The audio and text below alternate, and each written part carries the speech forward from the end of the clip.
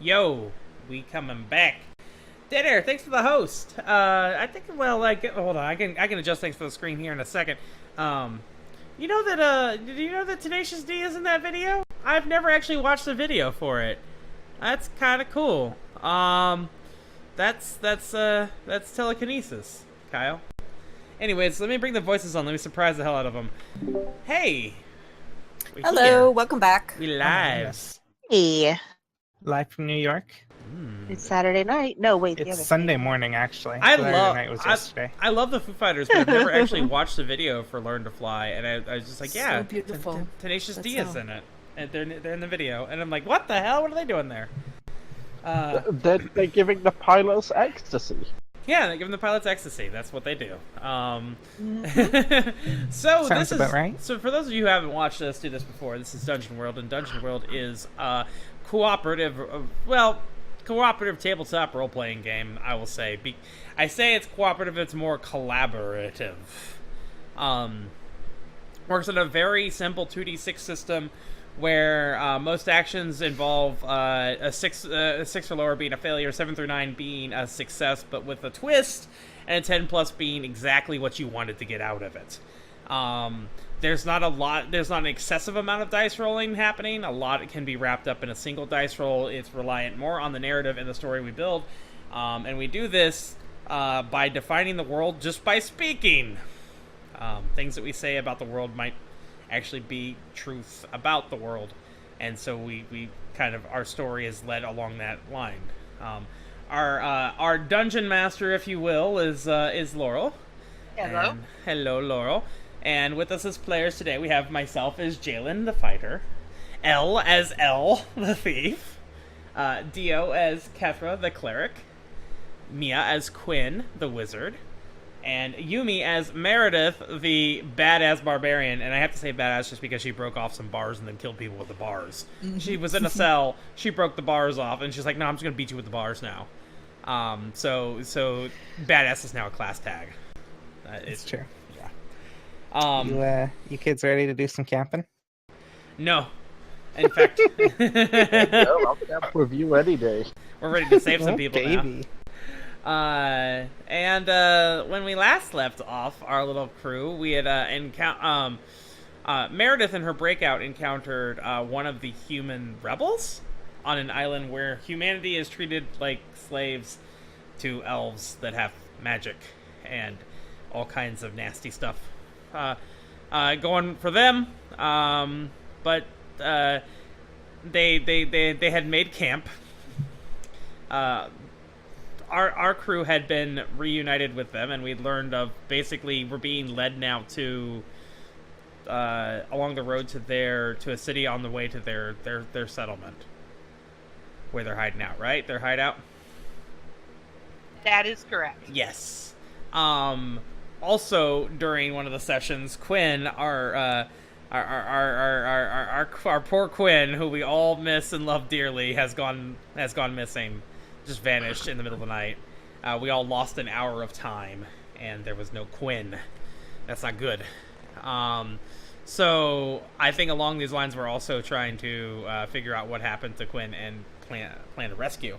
And no, PKJ camp is not going to be an emote. Wow. No. God, what would that even look like? It would be a tent. It would be a Be a tent. I just imagine a cloud of dust with arms and legs sticking out of it. And people ask, why is There that you go. camp? Never you know what? mind. We should hold on. I should do this now. Okay, fine. PKJ camp is going to be an emote. I like Yes. the idea of like that cartoon dust ball and like hands and like yeah. See, it was either going to be that or it was going to be a tent with hearts coming out of it. Yes. Oh, that's cute too. I was thinking of like a heart with like motion lines, like the tent is shaking. Oh my god. Oh my god. I think that's a little too Rabbit, we're much actually detail. gonna, we're actually going to be moving away from Percy and emotes. Only a few of the Percy emotes are going to stick around. I feel like people are responding better than the non-Percy ones. It could be a tent with a Saba head coming out. That would be fucking hilarious. You guys want to make sense with a Saba? Ow. God. So, on the topic of making camp, actually, this has nothing to do with making camp, but that was a good segue. On the topic of making camp, Quinn, you are having a dream. Will you describe your dream for us? Just a dream. You're just dreaming. Just dreaming. Okay.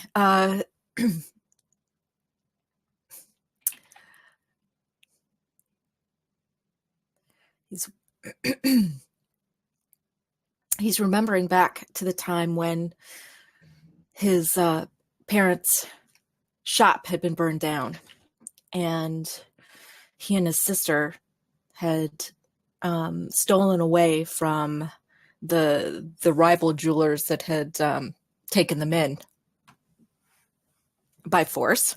They had stolen some time to go back to the site and sift through some of the remains to see if there was anything of value, anything of theirs that they could take with them. And they came upon a small metal box, and it looked like it had an enchanted lock on it, and it glowed when Quinn picked it up. What color did it glow? Blue. The lock on the on the lockbox glowed blue. Blue. Oh no. Uh-oh. And with the touch of his hand, it opened. And inside, he found a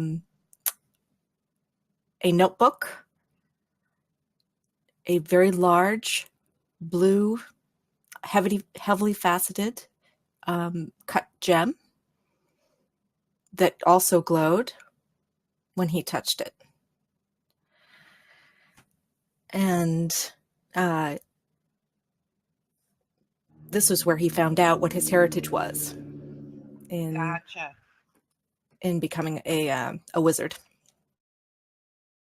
And as you're drifting there in that dream, and as you're holding the gem, and you feel the magic awakening and stirring within you, the dream itself shifts, and you see, instead of a gem itself, it's almost as if you're holding a heart, and a crystal elvish heart that is just beating in your hand, and that's almost blue blood, but it's warm and almost molten, is entwining down your arm, entwining down your limbs, and you feel the arcane fire just building and building within you, to the point where your body is starting to arch,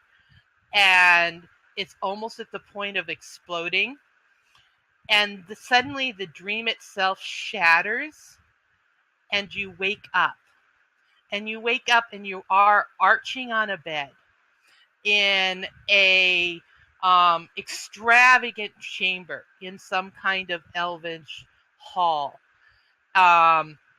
You are dressed. You are dressed in very fine light blue silks and darker silk trimmings.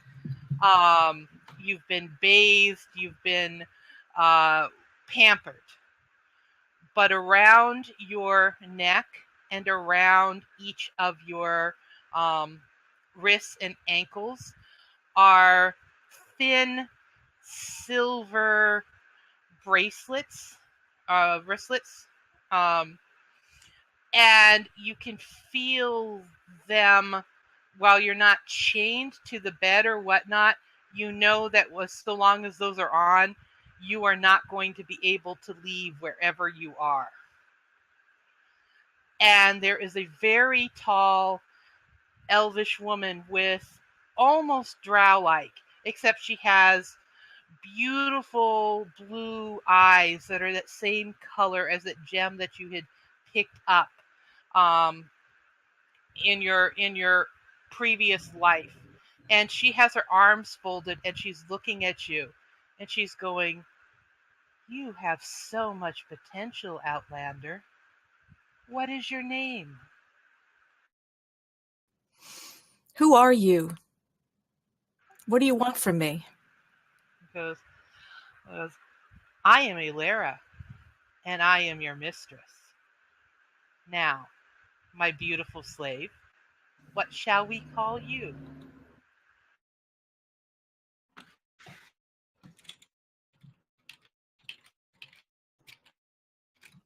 I'm Quinn, and I don't belong here. "Oh, but you do now, Quinn." She goes, "Unless there's another upon this island that lays claim on you and would challenge me for you."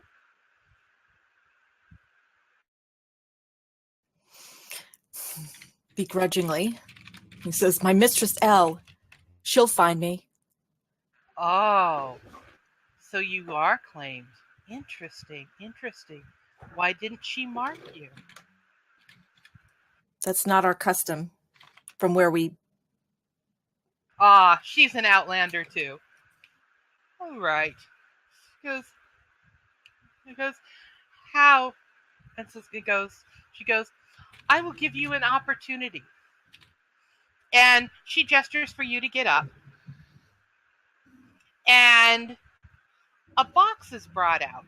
And it's not that unsimilar to the one from childhood.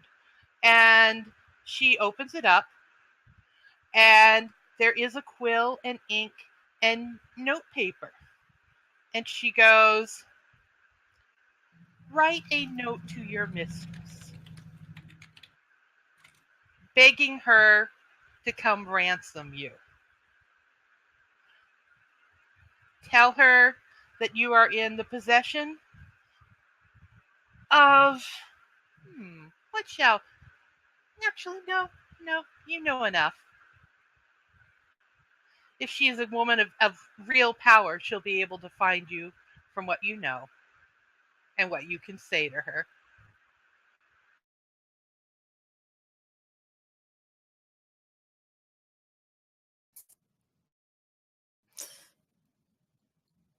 This is going to be tough.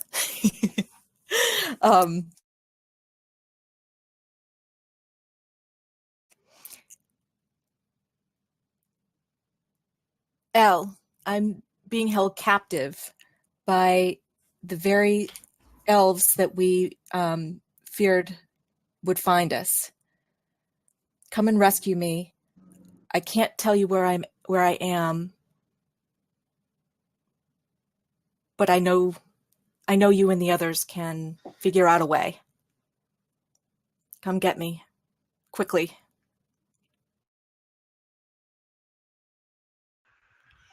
And she, as you finish the note, she hands you a silver goblet.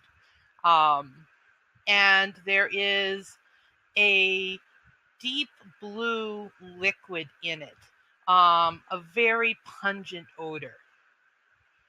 And she says, "Now drink some of this."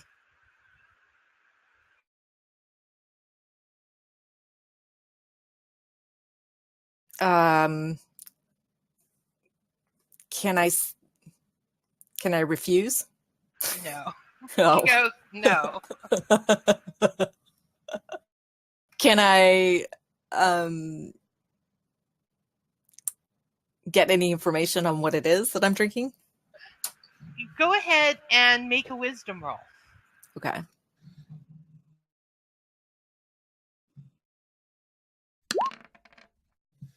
Oh, 7. You remember, as you guys were talking to, as you were trying to get information out of the woman who, the half Sogwin, who owned the trading post, she had mentioned that there were 7 herbs that were sacred to the island elves, and she'd even shown you pictures of a book. and you don't think this comes from one of the pictures that was in the book, but you suspect that this is one of those other plants that has been vented into a beverage. Okay. But you're not sure what properties it has. Mm-hmm. All right, so I guess I'm forced to drink it. And you drink it, and you feel just like in that dream where there's a rush of magic that comes through you. And she puts the letter in your hand and says, now, she goes, transform it into a bird and send it to your lady. And she's caressing her fingers through your hair as she gives you this order. Quinn shudders and tries to pull away. She kind of digs her fingers in, and it now becomes a little painful. And she goes, send your message, Quinn.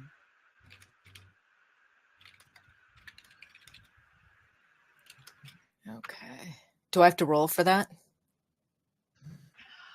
I have prestidigitation. Is that the one where I can transform something?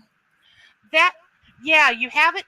You have a sense that right now, because of what she gave you, you would be able to manipulate that letter into just about any kind of form. You could perhaps try and send it as a bird. You could just try and get it, like, directly teleport it to Elle. But go ahead and make another wisdom roll. Can I go for intelligence? Yes, actually, you can go for intelligence. Excellent. Can I try the smarts? Speaking from experience, even if that's your highest stat, it might not help. Oh, believe me, I know. Oh, that's a 12. I did all right. Man, I don't want to backseat. I'm going to be over here. You have absolutely no doubt that the entire reason that she's doing all of this is she wants to find Elle. And she's basically trying to manipulate you to using your magic to reach out to Elle. She'll know exactly where Elle is. And you just have this said, don't come, it's a trap. Damn it. You just have this terrible insight that somehow she knows Elle's name and wasn't surprised, was almost manipulating you from the first to admit that you belong to Elle, and she means Elle no good. Could I, at the last second, burn into the note? It's a trap at the bottom before it goes? Yes, absolutely. Okay. In fact, you can even reword it as you're manipulating it, because that was such an amazing roll. I like this. Okay.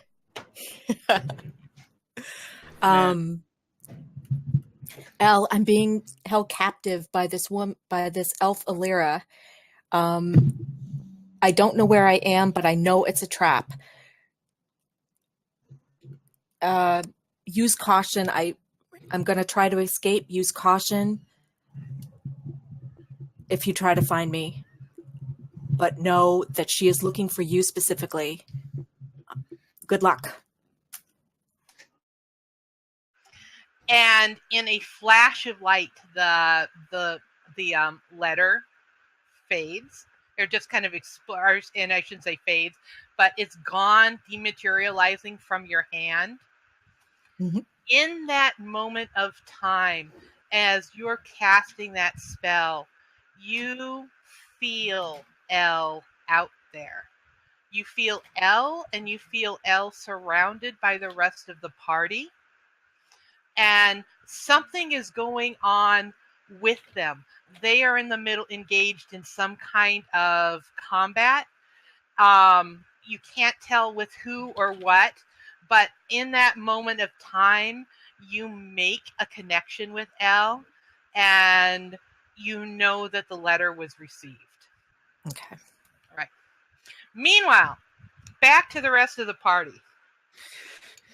So you guys had been traveling along for only a couple of hours. You were moving up the coast. And as you were trying to skirt between the jungle and the beach, out of the sand itself, a giant blue crab, probably about 10 feet tall, pinchers the size of German shepherds, just snaps out and lunges at you. Jaylin, What? it catches What? the crab. Yeah. Yeah. The crab grabs someone in the party before everyone else can respond. Who does the crab grab? Oh, you're letting me say who the crab grabs? Yeah. The crab grabs me. Okay. Let's get it on. I mean, what? Don't worry, Jaylin. I'll attack its weak point for massive damage. They flip it over, attack its weak. Ridge Racer! Wait. It had, the way it snapped you up in one of its pinchers is it has your sword arm pinned. Roll 1d6.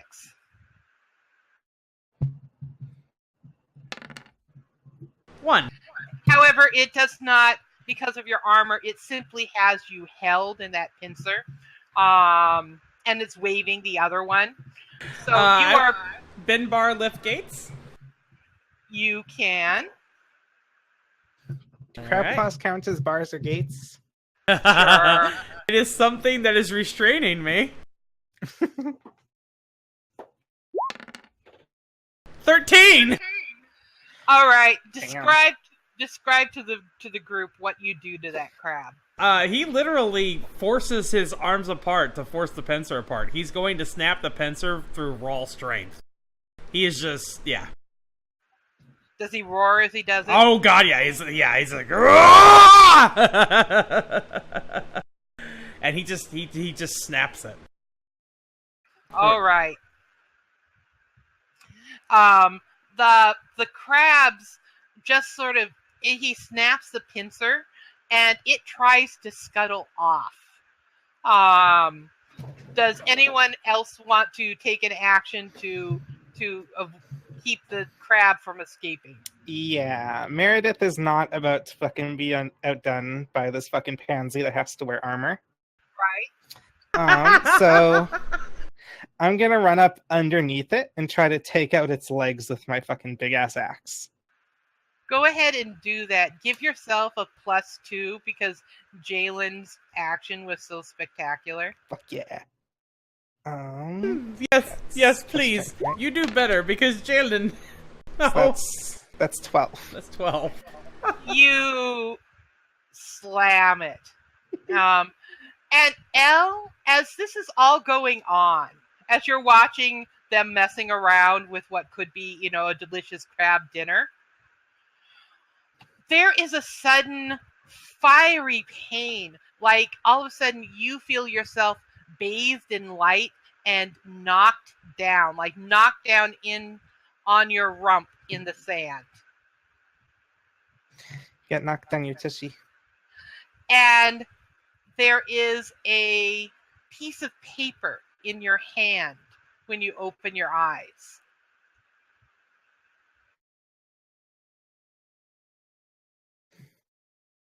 Okay then. Did any of you other guys just feel any sudden pain? Meredith is gonna chuckle and say, "The crab did." Everyone else is fine. No one, but they. Oh God! Yeah, the crab did. Oh God.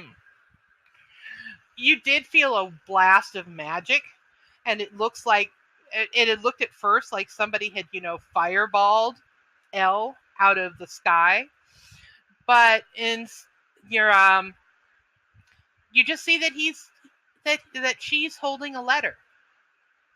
A piece of paper.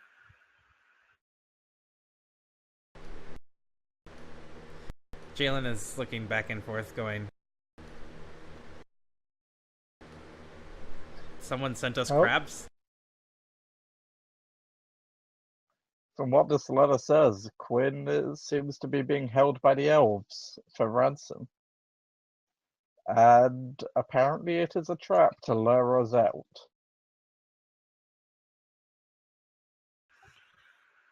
So all for leaving Quinn behind? I like trap.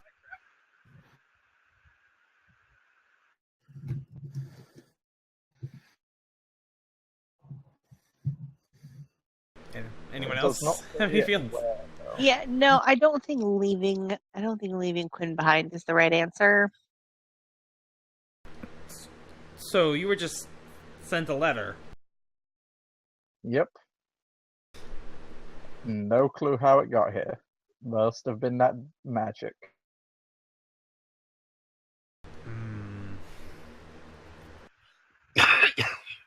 Arin, Meredith's new pet human, is frowning and going, this is bad. If they could find us enough to send some kind of message via magic, they're probably tracking us down right now. That's what I was thinking. So Well, then we following may you, as well take their invitation. following you, would your people help us? If we can get to them. Goes, Elle, is there any hint of which of the elven families has her? No, it says nothing about any details of where or who has them. Yes, Just said Alara. Alara is the name of the. Yeah. Yeah, I Yep. wonder if it's a name that Aaron would recognize. Or the heck his Let's name find out.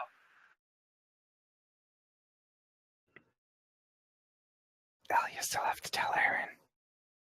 Alright, swine. seems there's the name Alara in here. is. And the answer is no. Now he scratches his head and goes, no. If it's AE something, that does mean that she's certainly one of the nobility, and therefore a powerful wizard or sorceress in her own right. But other than that, it could be any of them. It's worrisome that Quinn was allowed to send a letter. What that means, though, is that they want you to actually fight for her in some kind of game. If they're coming for us, we set a trap for them. I would like to get my hands on an elf who knows who this Alara is. I'm sure they'd be sending some people to come get us. Traps are best set in the jungle.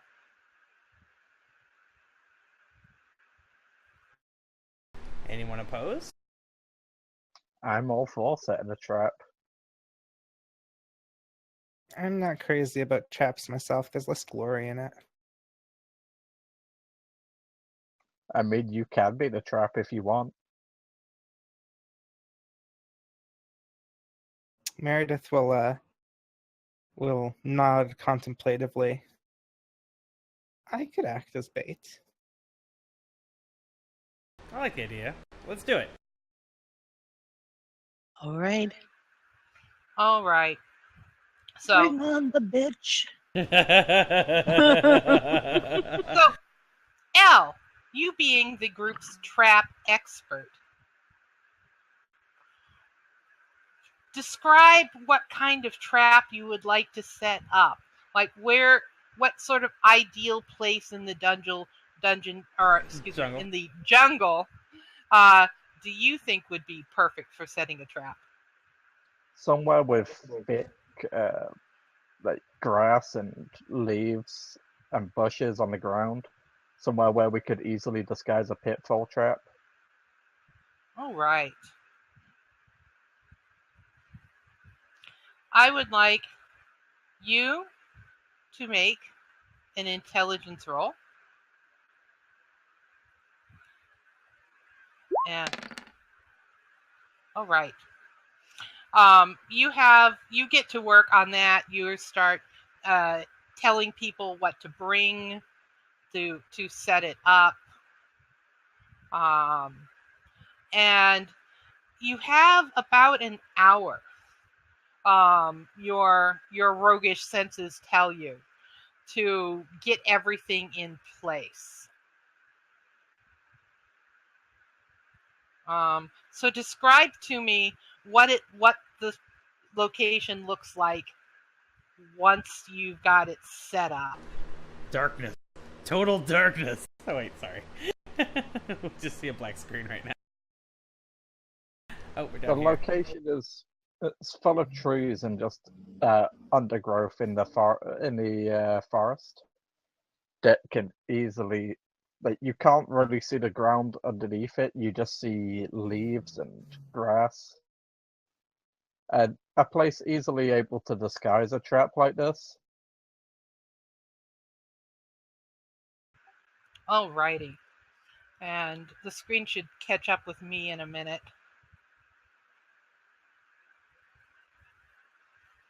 Yeah. Alright. Head northish.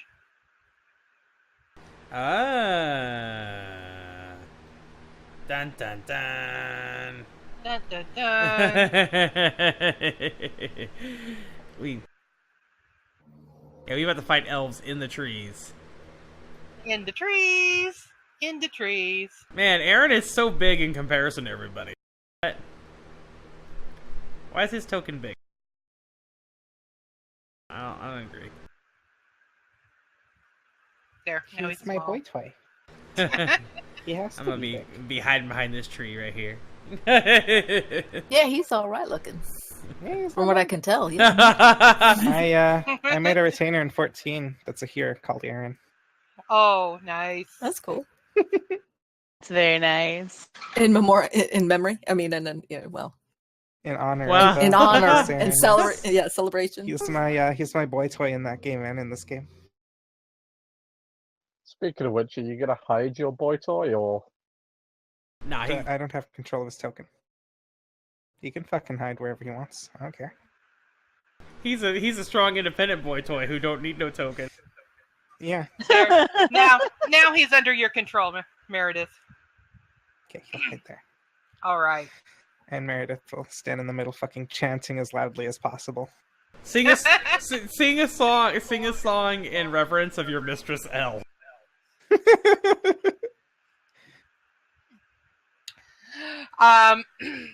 Everyone is allowed to make a wisdom check. This is basically a perception.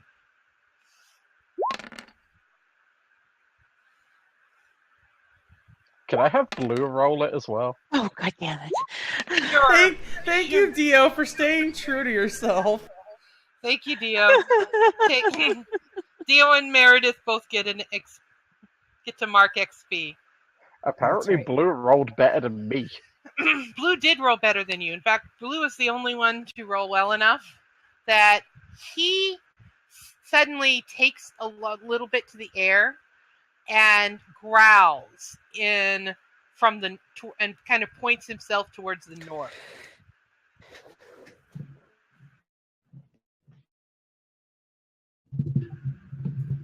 And as you all listen, well, Meredith, you hear the sounds of the jungle all around you. And the damn dog is now barking.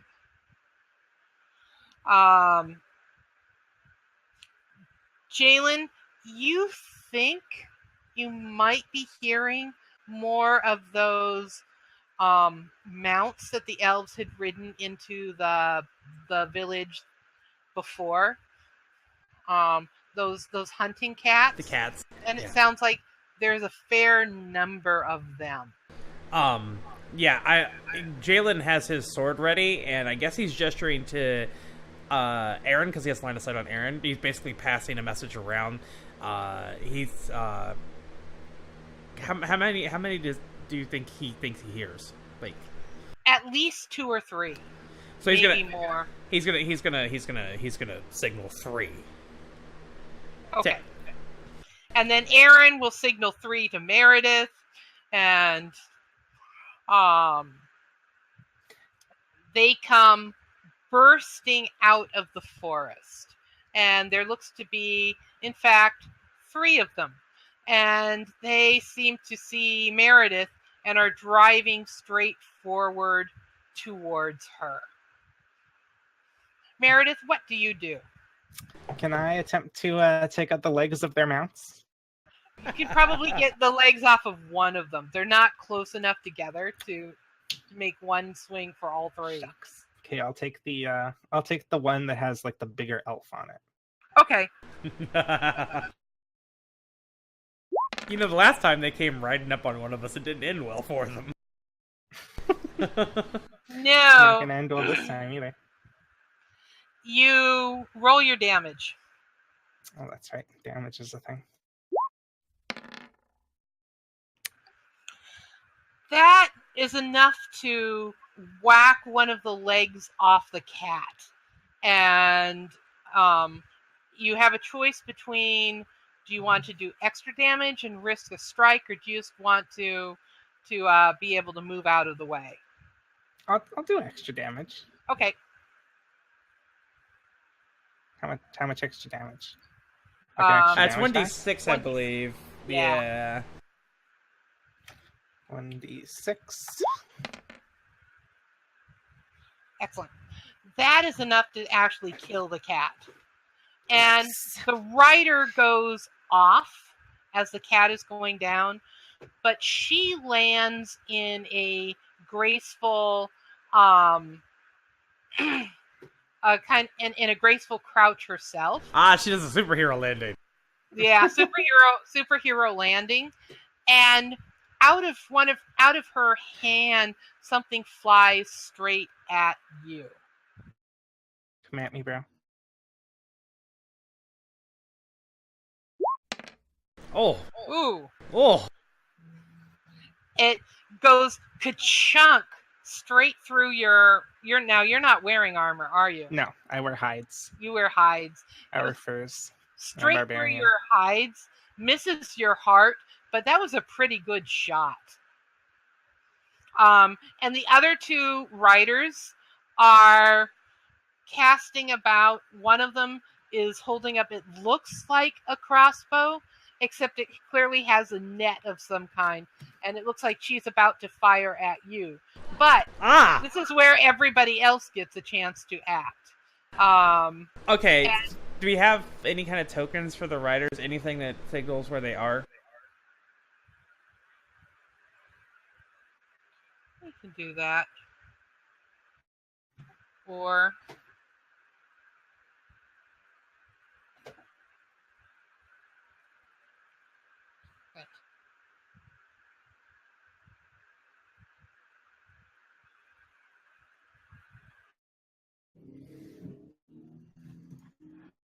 I'm going to do something stupid. Oh, good.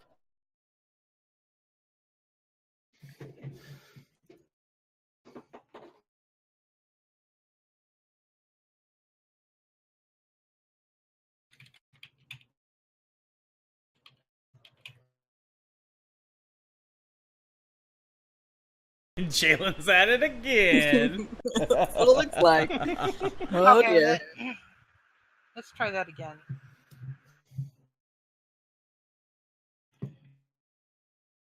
What's a box? Yes. And another box. Okay. And one. There's some boxes. Oh wait, there's one coming up from behind too. Ooh. They jump through, and so they're now kind of surrounding. Okay. Okay. The one that meant. For that Oh, there's. Oh, you didn't mic up, but I heard that. 2 more. Okay. Yeah, 2 more showing up. Which one is the one that the cat's dead on? The one that is to Merideth's left, or excuse me, Merideth's right. That one. Yes. Okay. The one with the crossbow is one of these two then. Okay. I throw my shield at the crossbow. Nice. Shield love that shit, bitch. Roll it.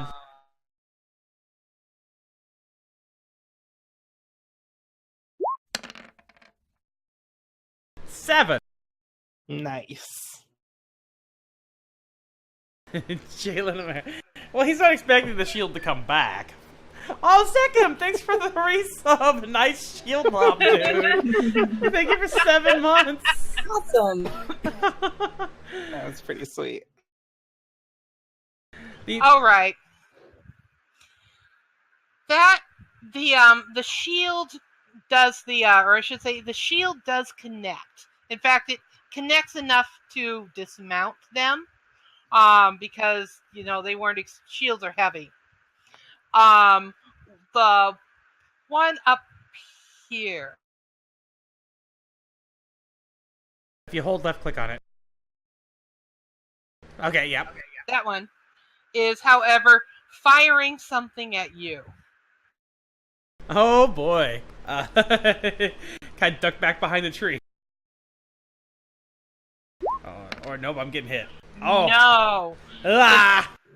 You take a pulse of, in this case, she didn't even have like a weapon out. She just raised her hand, and her hand flashed blue, and a bolt of arcane energy just comes flying straight at you and sends you straight back into one of the trees. Okay. And you were dazed for a moment. Do I get any armor on that damage? Yes, you do. Okay, so I take 5. Okay.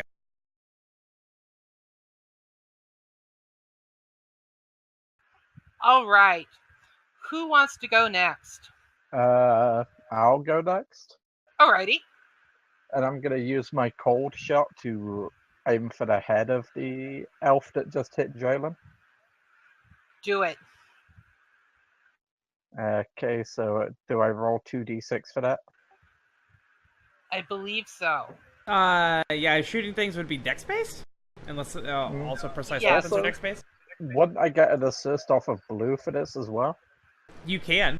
Yes. Did you take a level in, Yeah, that's how I've got cold shot. Oh, Yep. that's right, okay. Alright. Okay, so 2d6 plus 1.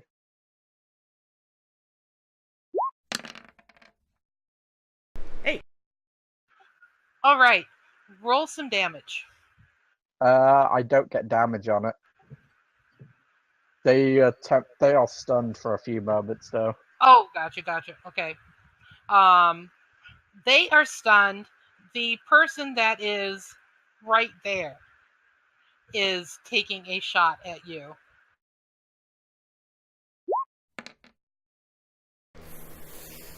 Ah.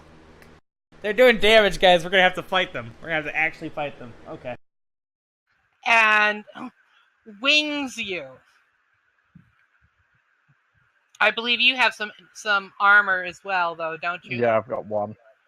Yeah. So you take 3 to the shoulder, and you see your blood dripping down. Arin is going to make a shot at the one that is not. He's smart enough of a human not to take the one that is closest to Merideth, but he's going after the one that got dismounted.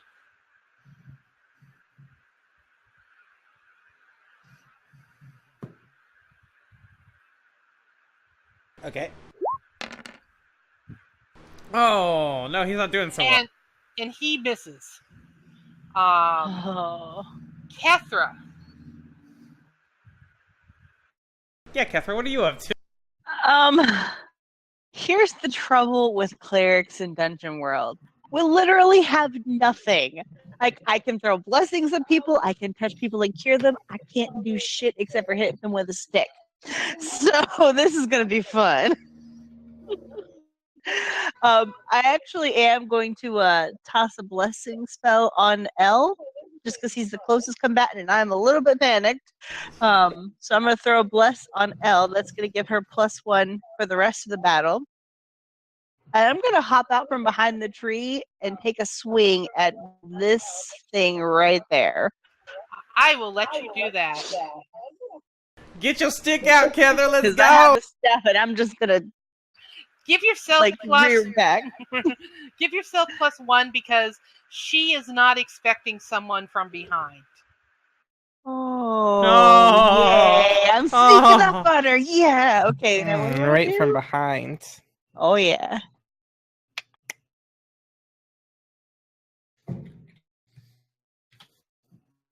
Now what? Okay, so I'm going to sneak up and take a swing at her. I don't know. Like, there's no spell or action for that, though, is No, there? it's just a strength roll. Oh. Oh. 7. You Yes. You hit. Roll your damage. hit. Which is based on your class. Which is 2. All right. You now have that elf's attention. Unfortunately, you wake up. You banged on her. You banged on her armor, and now she's turning around and literally attempting to backhand you. Oh shit. Oh.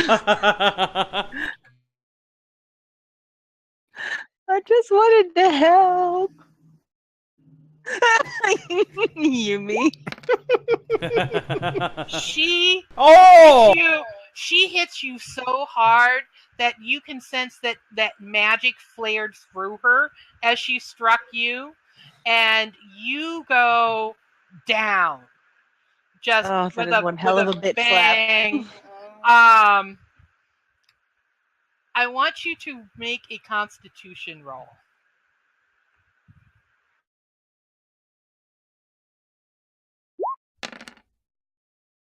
Oh. Oh. You Why you do this? we haven't seen a debility before. You are about to get one, and I'm going to let you pick. Each stat has a debility attached to it. The little Whether you're checkboxes. confused, whether you're or I don't have a sheet hope in front of It's me. weak, shaky, sick, stunned, confused, or scarred. Yeah, you Oh. can be shaky, weak, or confused.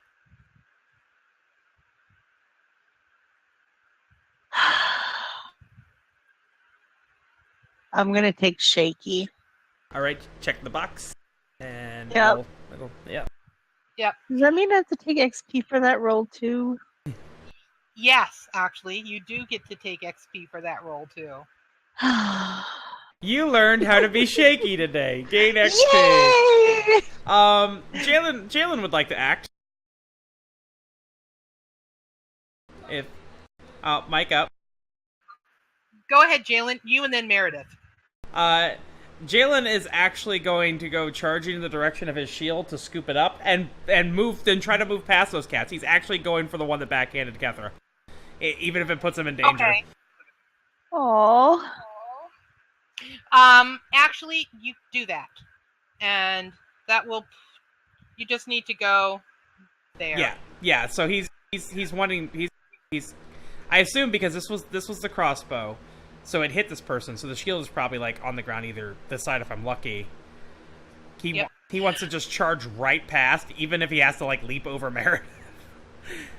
Make a defy danger roll for me. Yeah, that's what I was thinking. I was thinking this is going to be defy danger, which is this is probably going to be defy danger based on dex. Sure.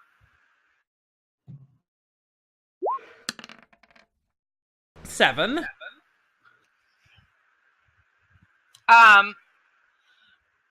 There, you are going to need to take a worse outcome, a hard bargain, or an ugly choice. yes. What do you offer me here? Pick one of those three. Ugly choice. The choice is that either you are going to be leaving yourself open to this one attacking, or the way you are moving is going to limit what Merideth can do without hurting you. I will leave myself open to an attack Okay. on the run. Technically, you'd be doing that either way because I'm not above hurting you. Yeah. And I love you. All right. You get slashed. as I'm moving with by, a glowing, by a glowing sword. That would have been heading to Merideth, but you kind of took the blow along the way. And now have a cut right along your side as well. But the good news is you do have the shield, and you can act upon the one that just backhanded Kethra. Right, so I'm taking that momentum of running by, and even though I just got slashed, I launch myself into the air, and instead of coming down with the sword, I Superman punch with the shield. Do it. Give yourself +1 for the epicness. I love it.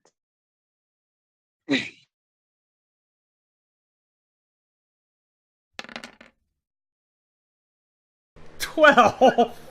Describe what you do and roll your damage. So he's like launched himself up in the air, and instead of like the like, because he's left-hand sword, and so instead of that hand coming down to like stab, the right arm that actually has the shield on it, he's going to bring it down like he's punching at the person's head, like a downward punch at the person's head with the shield, right? Great.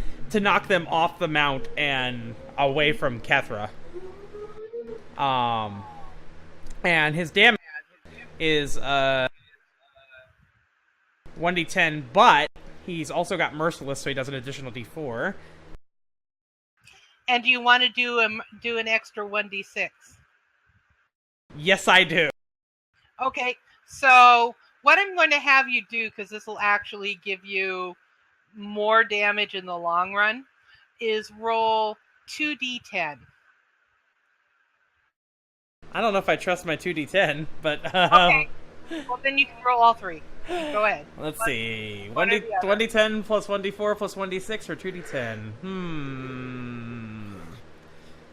Nah, I don't like my dice. I'm gonna do this. 17! You smash him, or you smash her, I should say. Even with her armor on, you hit her with enough force that you snap her neck underneath your shield.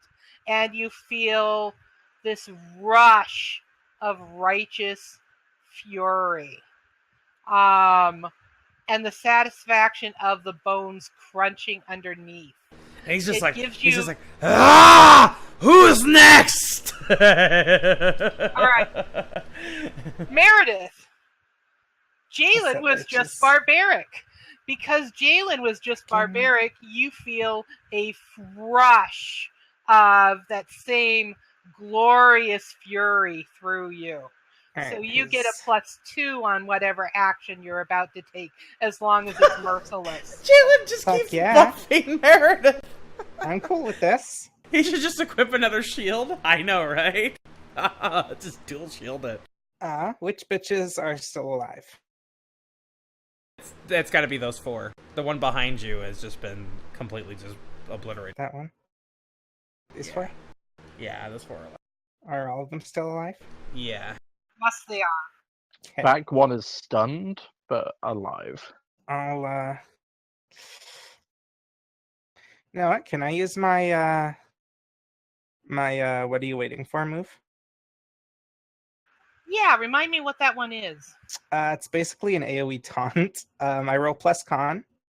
On a 10 plus, they treat me as the most obvious threat. And ignore my companions. And I take, it says take +2 damage ongoing against them. Okay. On a 7 to 9, Only a few, the weakest or most foolhardy, fall prey to your taunting. And I guess on a 6- it just fails. Do it. Make that roll, and you get +2 on your taunt. Fuck yeah. Fuck yeah. All right. Everybody wants Merideth. So all 4 of them, they are getting off their cats. So, but the cats are also charging and attacking. So they're all clustering on Merideth as quickly as they can. One of them, Merideth, is within reach for you to make a strike right now. Nice. And that would be that one.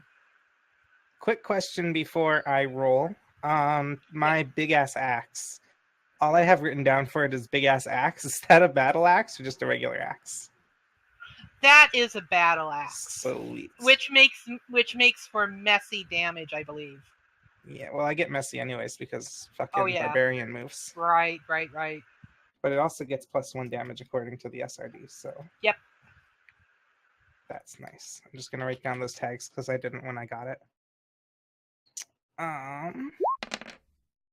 Fucking hack and slash. Hack and slash. Less great moves. Less great moves. I'm not hack and slash. She is wearing armor herself, and so that armor absorbs some of it. But you can see that you connected with blood. You did put a good slash in her armor.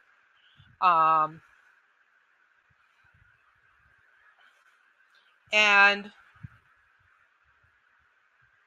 Does she get a hit back on a 9? Yeah. Yeah. 4 damage? Nothing. 4 damage. Yeah. Psh. And her weapon does about the same. Same to you. Alrighty. Elle. All of this is going on. All the targets are converging on Merideth. Kethra got knocked down, and this is the first time you've seen Kethra truly hurt.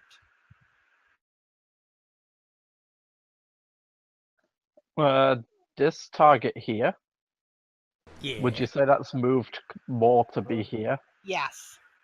I'm gonna jump out the tree and go for a backstab then. Do it. As you should. I love your backstabs. They're delicious.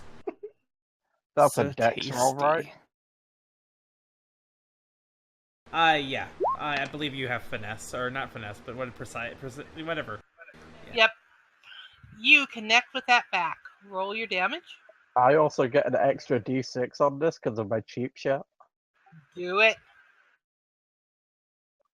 So I'm just gonna roll my d6, then roll my d8, then a d6.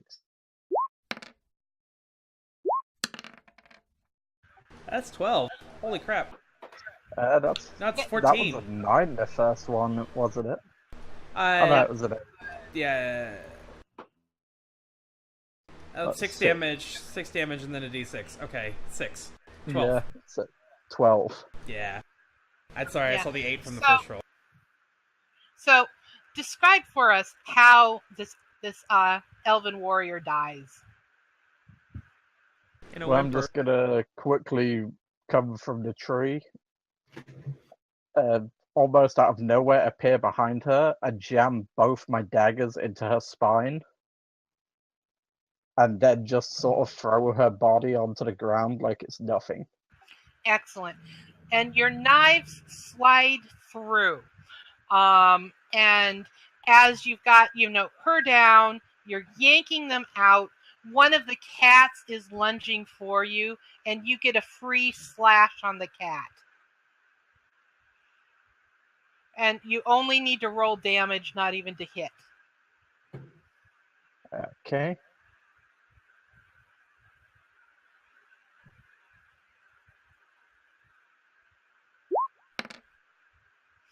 And you cut the kitty, and you make the kitty back off of you for a moment.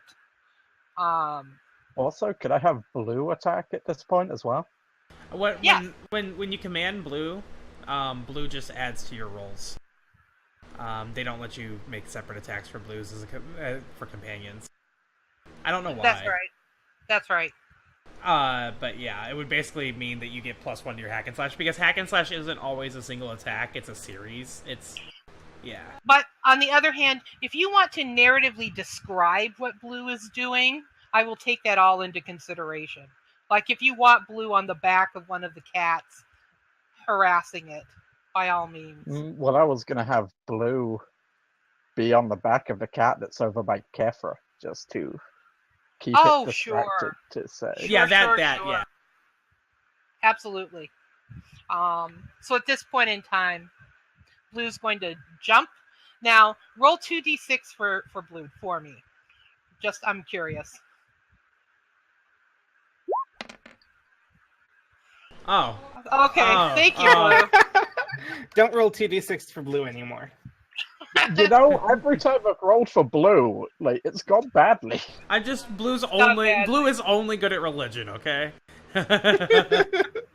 Blue's a very religious pupper. All right. Now, the spellcaster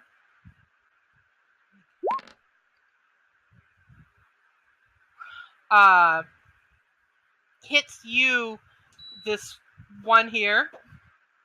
Actually, never mind, because the spellcaster is ignoring you completely and hits Merideth for 4 points of damage. Come the fuck at me, bro. Yeah. Bruh. No, Blue's not mascot. It's just that the way Ranger works in Dungeon World is you can have the pet help you with any of the other base moves, but they add to your move. So you can even have them like help you with discern realities and defy danger and stuff like that. So the animal still acts; it just adds to your rolls rather than getting separate stats of its own.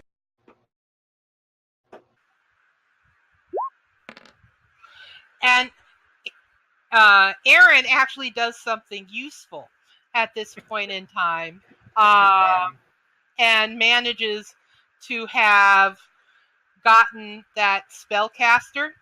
He took a big stick and he thwonked her in the back of the helmet and dented the helmet, and she's sprawled on the ground.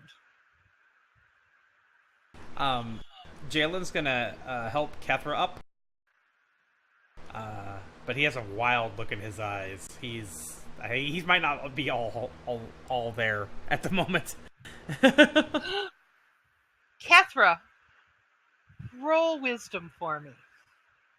Okay. Yay! Oh, Kethra has the smarts again. About fucking time. I know, right? All right, Kethra, I'm about to send you a message. Uh-oh.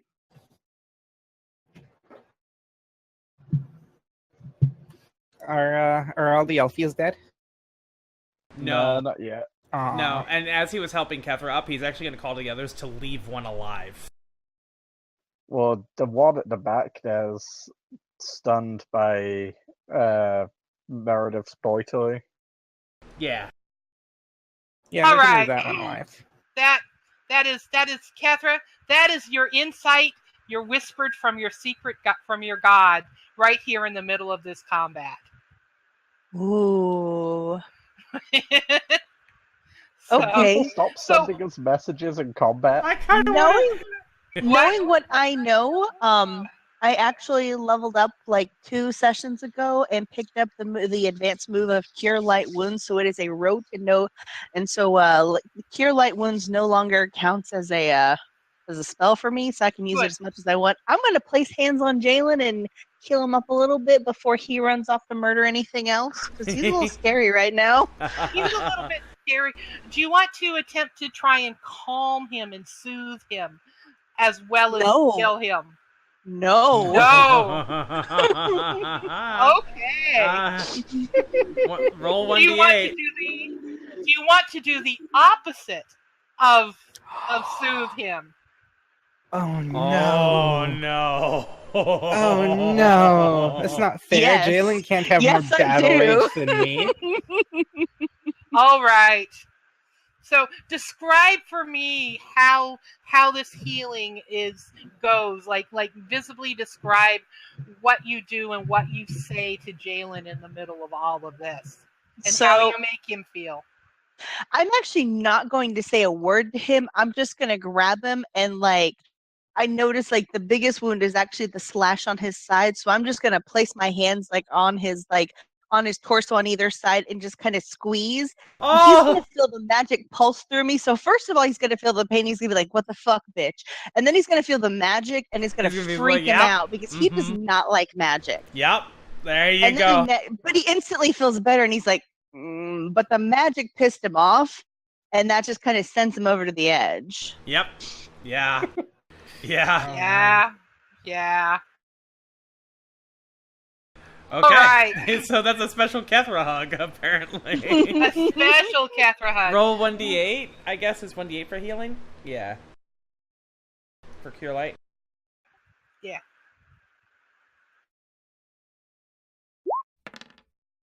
Four. Okay. Alright. That's good.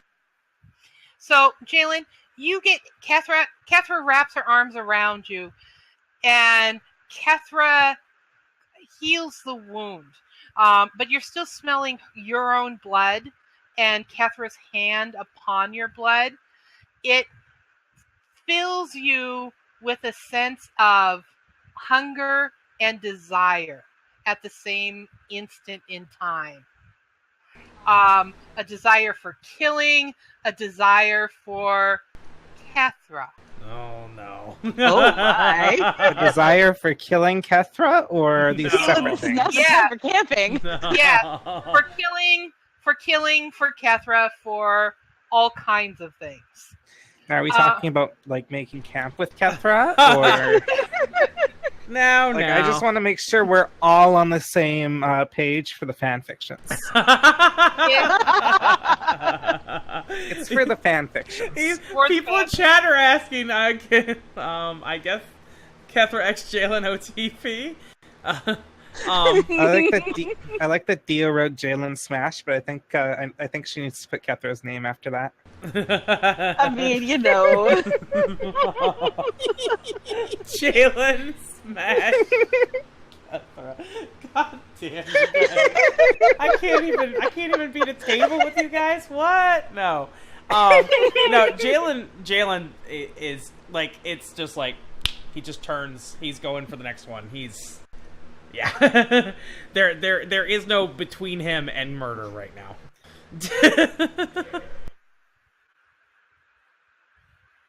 So Yes. So we could say that his response is to just take a step back and turn, and it's just like, for that moment, like, everything that he's pissed off about is all he cares about. He's not even questioning the magic. He's not questioning he's going. Right. All right. Okay, Merideth, you still have a couple of them on you. Nice. I'm still fucking screaming. What is still alive? See, this one is alive on its knees. This one is alive. I think those are the only two. All right. I'll go And for a this couple one. of the cats, yeah. Yeah, fuck the cats though. I'll go for this one. All right. Fucking charge over here. Charge! Yeah, I guess I'll roll hack and slash. What's up? Fucking 9. Excellent. Roll your damage. Bam! Is that killed them, or do they get there's their counter hit? She managed to, as you were sliding, your axe down, she managed to take, and the axe was down, she parried, she flung herself out of the way, you hit her right in the gut and seared right through, and her blade raked across your arm. All right. and So she's falling into two pieces. I wanna just roleplay this out real quick Absolutely. because that does in fact drop me to 0. Oh, do it. So Meredith has just been fucking screaming this whole time to like try and keep their attention, and so she's charging over, and she screams, "You fuckers think you can take on Meredith of the Iron Claw? I will fucking kill you!" And then she falls over. Oh, Oh. boom. Was that good? Was Yeah. that good acting? Very good. Very good. That was very What's a good. fallen angel? Hi. Oh. Elle. Wait, does that mean Meredith is dead now? No. No. I still get my last breath. Yeah. Oh,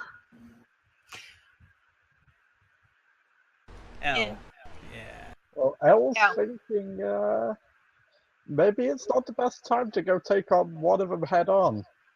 So I'm gonna jump on the back of the cat that tried to attack me and attempt to tame it. Absolutely.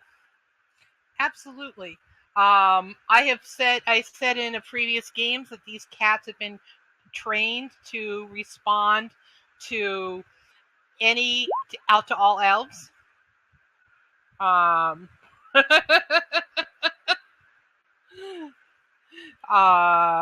Mandarin Orange. Meredith. Mandarin Orange. Everybody. Let's go Mandarin now. Must Orange. be. Yep.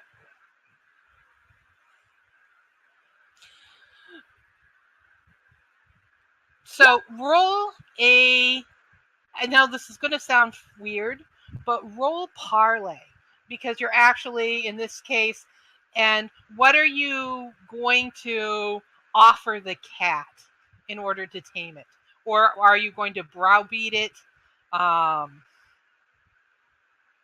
just gonna be nice to the cat and like just not kill it. make that a charisma roll.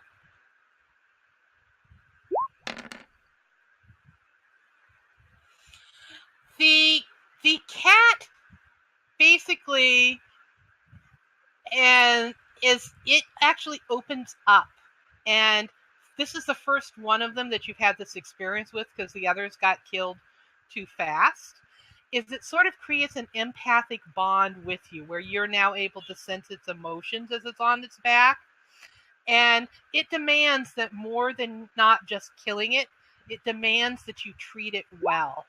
And so long as you treat this cat well, it will be loyal to you as a mount. Awesome.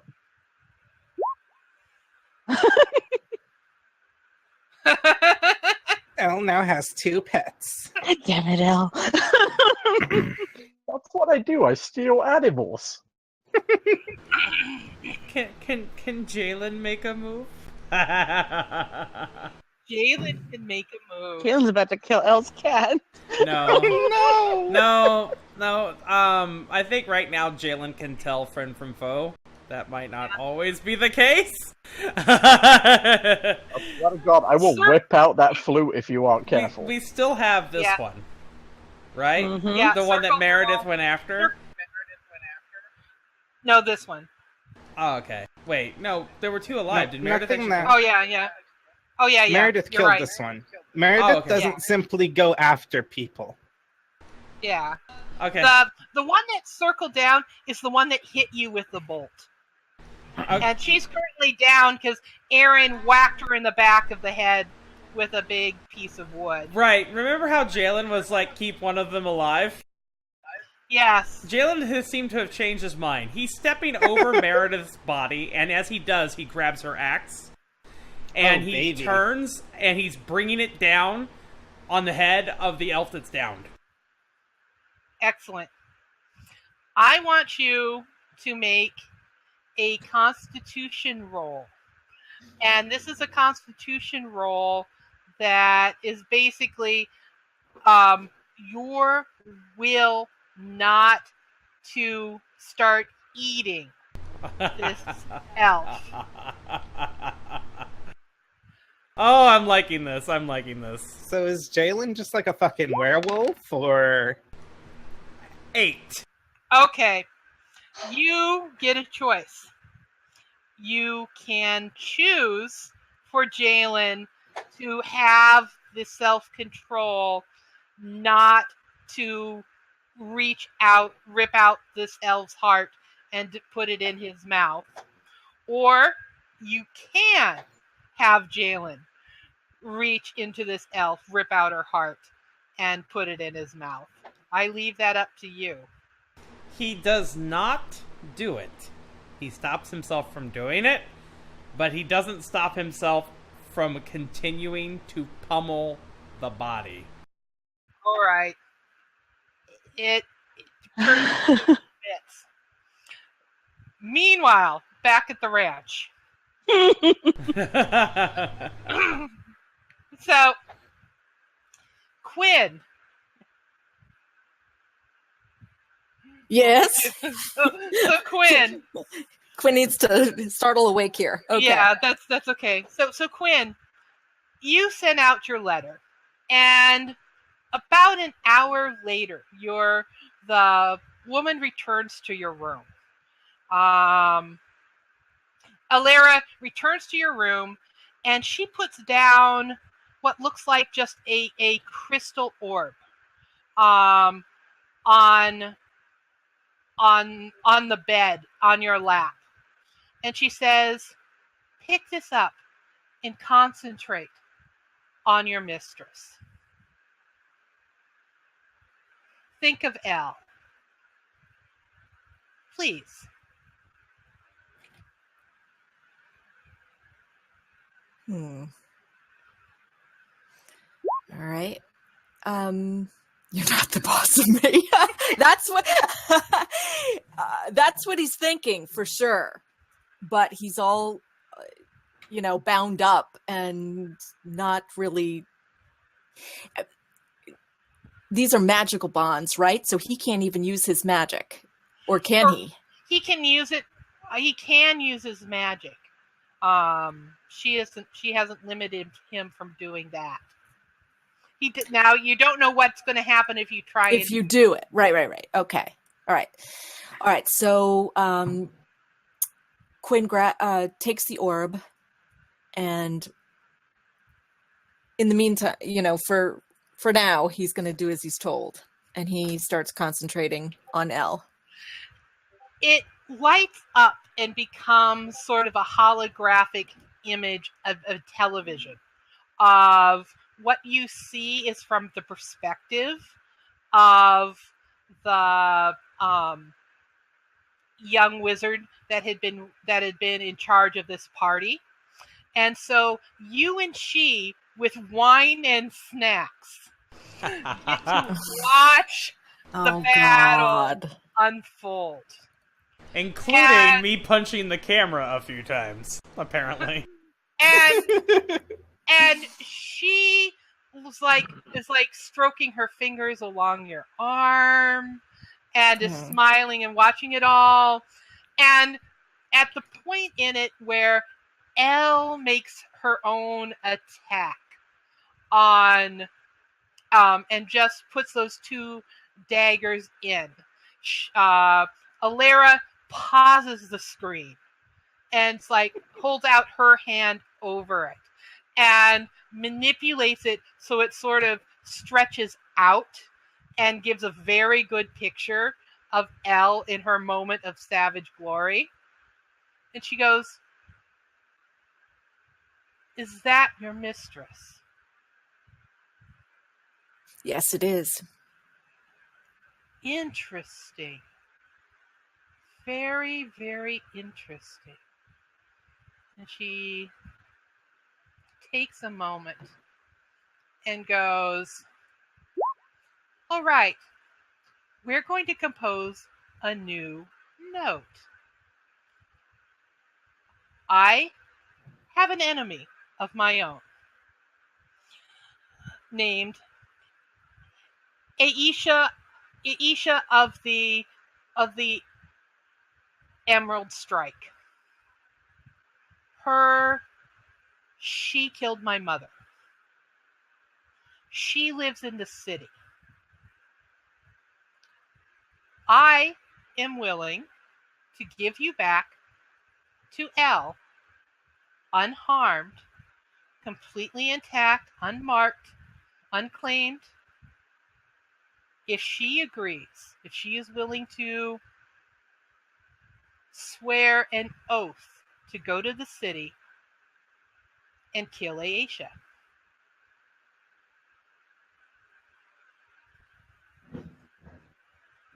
And she gets out the pen and the paper, and she says, "Go ahead and write that out for me, darling." He shudders and cringes Darling.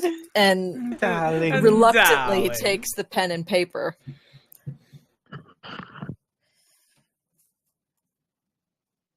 And And what was that I said? Aisha of the Emerald Strike. strike. Strike. I had to write it down because there's no way I'd remember it. Notes! We need an official note Yeah. taker. Oh yeah. Where's the moss bear, Marcos? Where's the moss bear? We'll get our moss bear, damn it. Just a moss bear stalking us around, taking notes of what the fuck we know. Okay. All right, so in the first note, I've already erased the original and let them know that this is a trap. Yes. So I'm just going to give the straight dope on this one. Okay. Elle, the elf that's holding me captive here, Alara, has offered to exchange me if you go to the city and kill her enemy who killed her mother, Aisha of the Emerald Strike.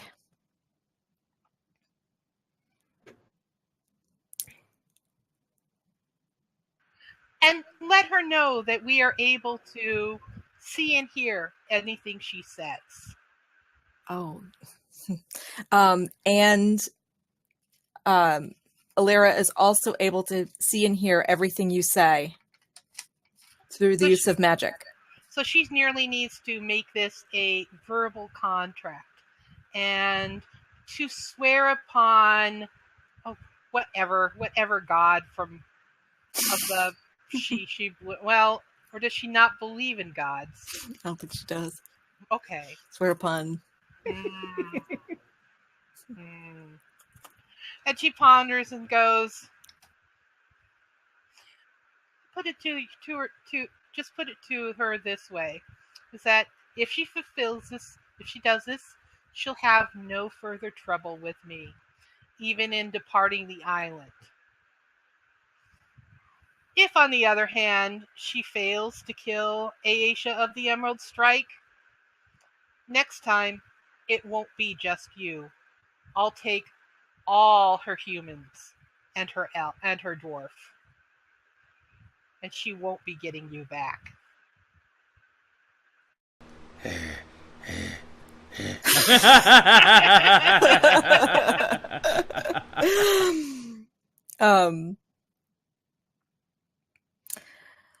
Alara says that if you do as she says, she will allow you to leave the island unhindered. And if you don't, she will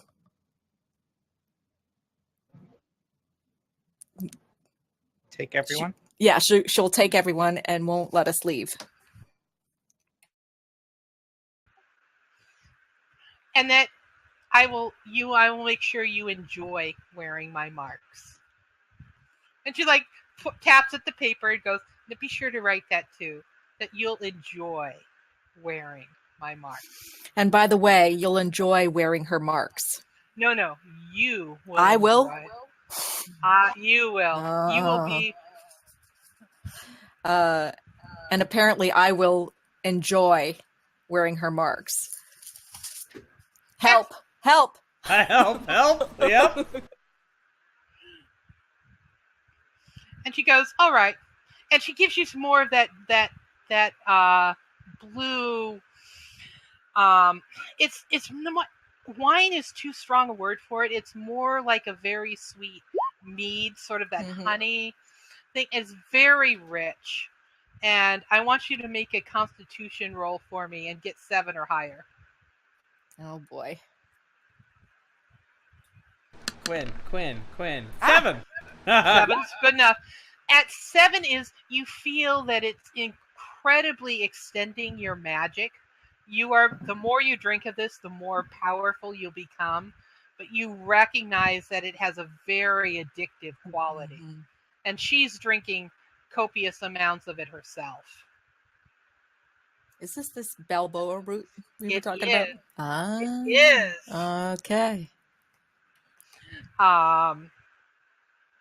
So meanwhile, back at the combat, Jaylin is hacking and hacking and hacking away at the wizard. Yeah. And he does it until he wears himself out, and then he slumps down in front of a tree, just covered in blood. That's where he is. All right. Unless somebody stops him. No, but we have something else to do. Merideth. Yes, madam. You get to use a move I have been looking forward to. Oh no! It's last Upper breath hands. time. What? Last breath. All right.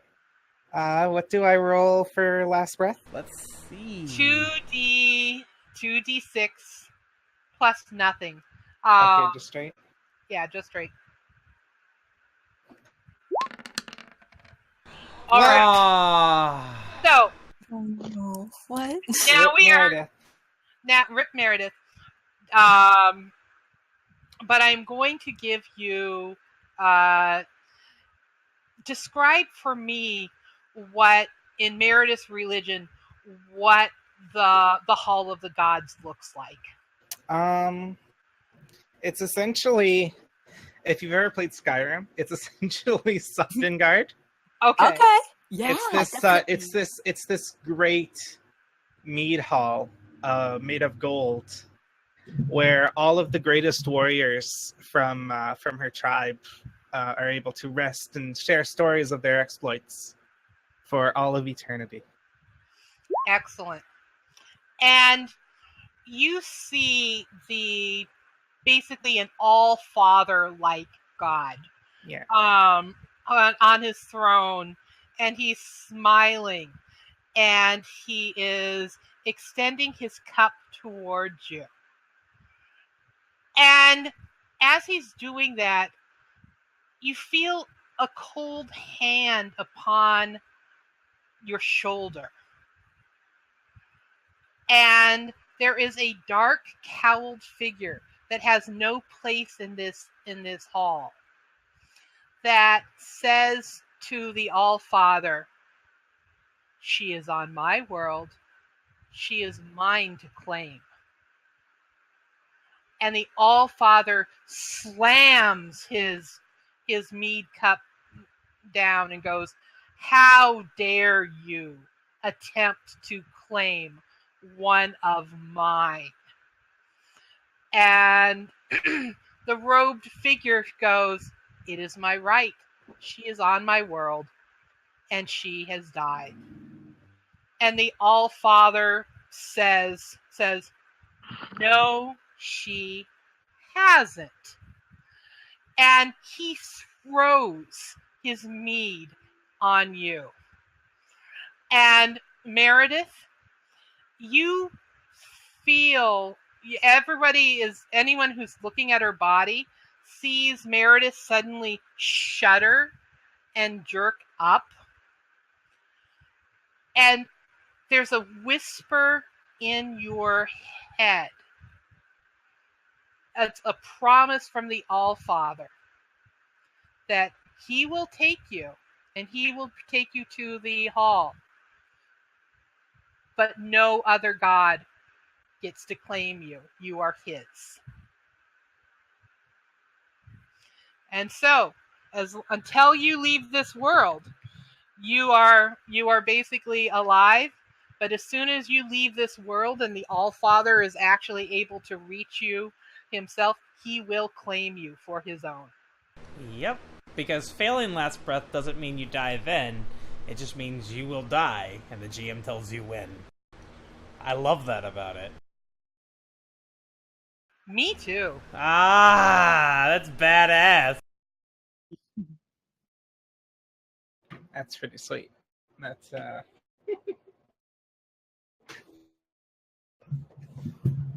All So right. you're basically invincible in this world. Yeah, in that way. Like, you might be knocked unconscious or, like, prone. Like, you're going to be out of it.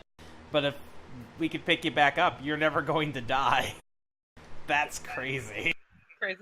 So I need a 2 or 3 minute break. That's a good I'm time. going to offer that to everyone. Let's extend that out to 5 minutes. Everybody get a drink, and we'll get back to Elle reading the new letter. Yeah, it's going to take a short break here. I'm going to put some music on. Everybody, please, a moment of screaming in honor of Meredith's resurrection. scream for me, my children. Yeah, then we can talk about the party picking up the pieces of whatever the hell just happened. I'll see you guys in just a few. I'm jumping back into your call. I'm cool. Jumping right back, and I'm just like, hey, we're here. Paul knew I was singing like an angel. Okay. Hey, Paul. So Pook, I've decided that my next character is going to be an immolator, and that's like a fiery shooty guy, and I'm going to name it Khajer. See, that was the reaction I was hoping for out of the rest of you. But they don't know. They don't know. They do really really don't. It's almost like we don't know the person. Yes. Okay. So, Elle, about this time, there's another one of these blasts of magic at you. This time it doesn't knock you down, but there is another note. And the gist of this note is that Alara, the noblewoman who has kidnapped your Quinn, is now willing to give you your Quinn back in exchange for you going to the city that you are already going to, and killing an elf by the name of Aisha of the Emerald Strike for her. And as long as you kill Aisha of the Emerald Strike, you get your Quinn, and this Alara is going to stay out of your way, even if you guys want to leave the island. And on the other hand, if you fail to kill Lady Aisha for her, she's threatening to take all your pet humans and your pet dwarf too, and to make Quinn enjoy wearing her marks. And those would be the same kind of marks that Arin has all over his upper body.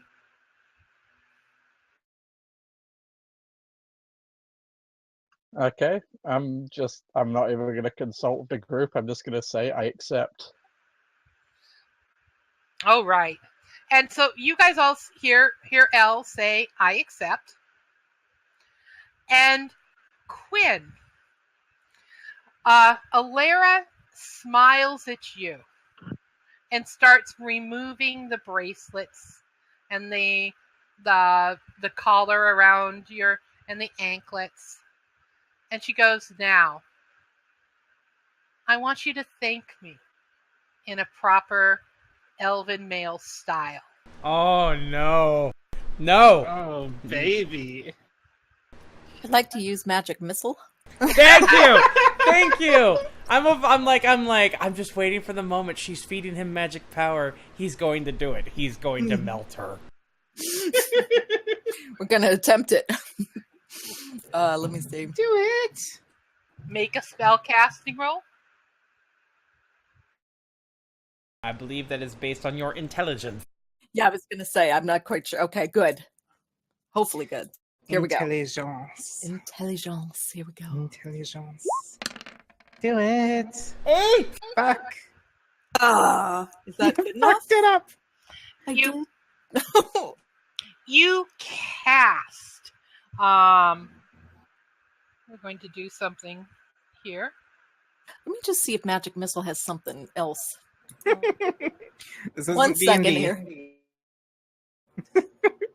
Come on now.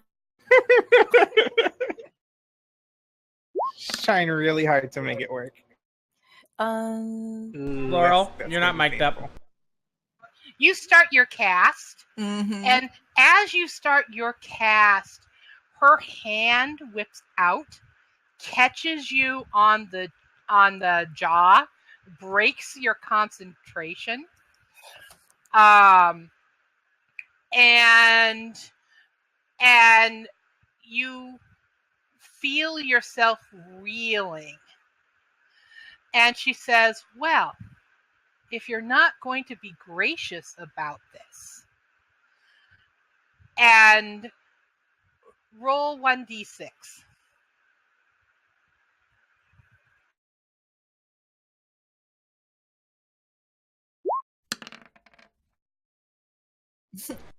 All Okay. right.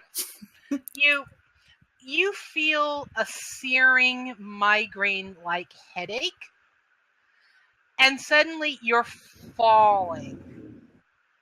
You're falling. And Elle, Quinn is falling out of the sky at you. What do you do? I'm gonna give Blue the command to try and catch him. Excellent. Blue catches you, Quinn, and basically reduces your fall. So you are being kind of set down right in front of Elle. Your knees buckle a little bit. You're falling, like stumbling towards Elle. Elle should be able to catch you by the shoulders if he chooses. But you're no longer like going to fall and hit the ground. And you are there with your friends. Oh, okay. Well, that was easy. Well, you saw the fight. So I was just gonna be like, one of your friends is currently resting against a tree covered in somebody else's blood. Yeah. And he's looking kind of happy. And another one's managed to tame a cat while you were gone. Is Yeah. he conscious? Jaylin? No, Quinn. Oh, When he Quinn? falls. Ooh. Yeah. Yes, you are. Okay.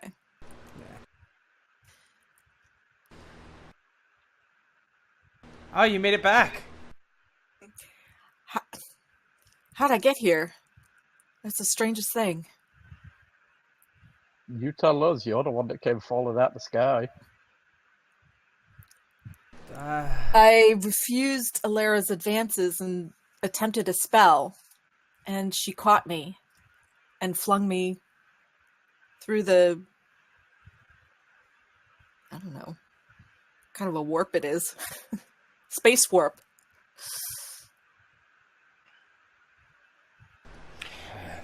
Jaylin's just like, magic. So, More Yeah. magic. yeah. Quinn, you can make a lore roll. Roll your intelligence. This is take your He's been drinking too much of the Kool-Aid. take your He's not used to it yet. Take a point of XP? XP, yeah. take your Okay, all right. all you know is that was much more powerful magic than you not only have done, but it is more than your teachers back home were able to do. That kind of teleportation, the manipulation of everything that she was doing. You don't have any sense of how powerful she is compared to the other. elves on the island, but she's certainly far more powerful than any of the ones that these people have been fighting. Okay. All right, group. You are together. You are bloody. You are messy. What does everyone want to do? Kethra. What?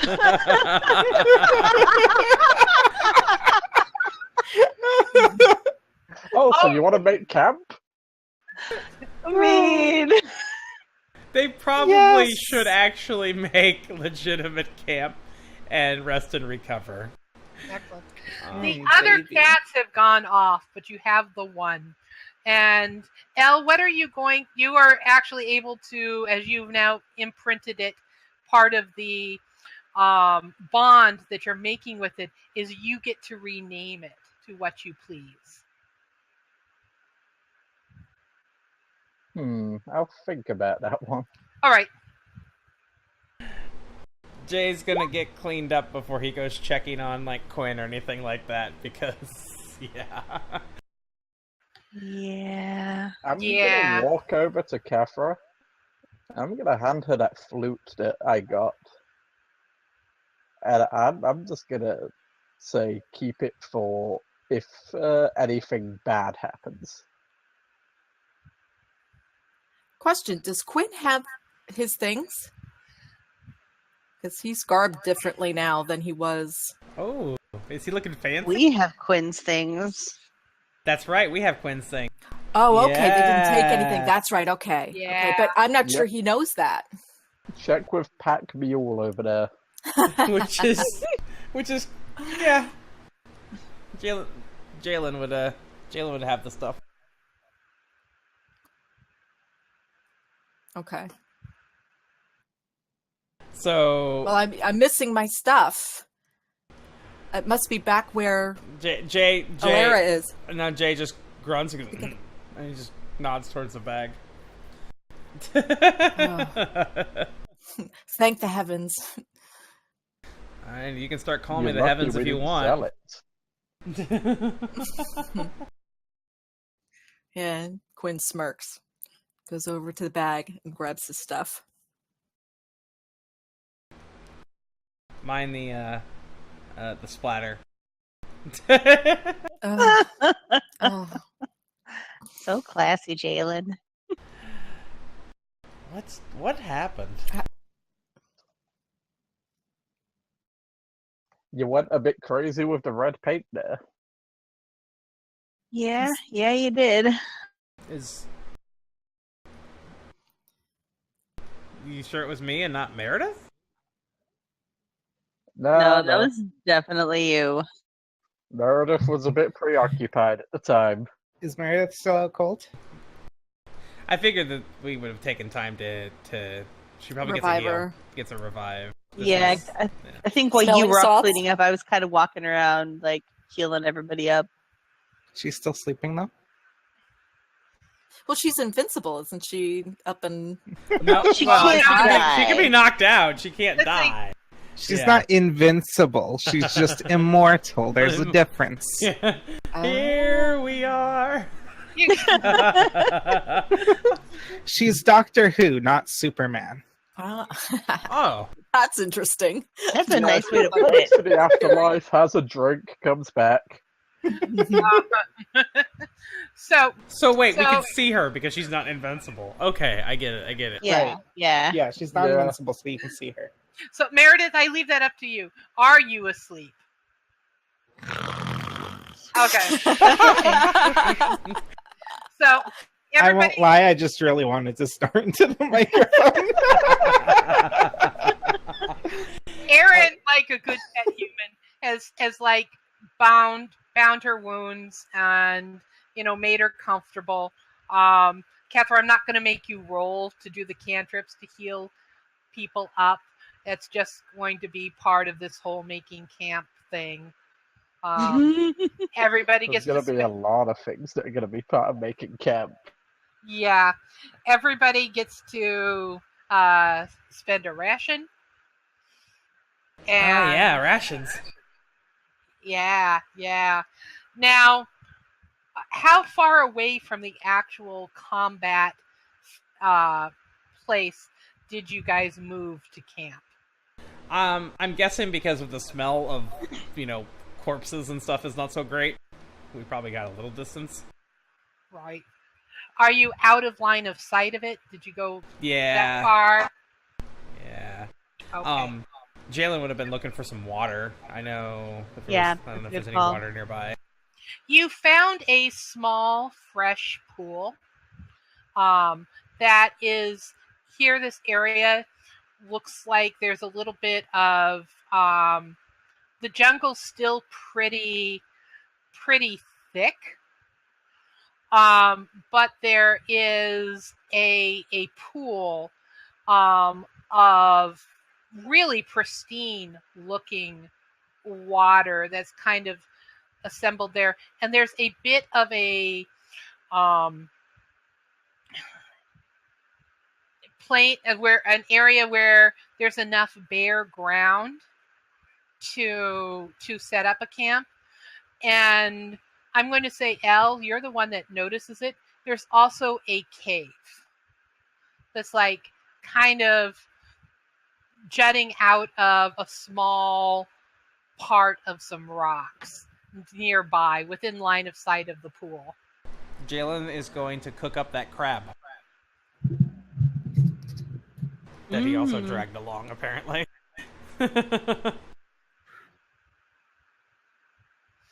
And I believe Elle is going to get a chance to explore the cave. Oh, yay, cave exploration. You can, in fact, make a discern realities roll there at the entrance of the cave. 8. That gets you, I believe, one of the questions? Yeah, that's one. Yeah, so ask a question either on the list or something that is similar to it.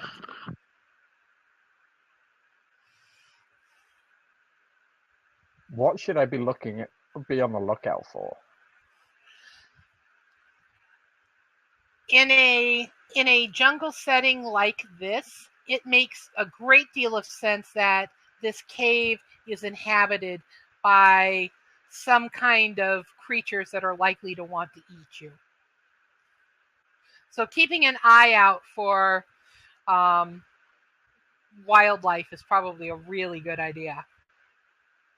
Could I venture into the cave? Absolutely. If you're going to go further than, say, about 10 feet, you'll need some sort of light source. Do any of the magic users have a light source? I do not.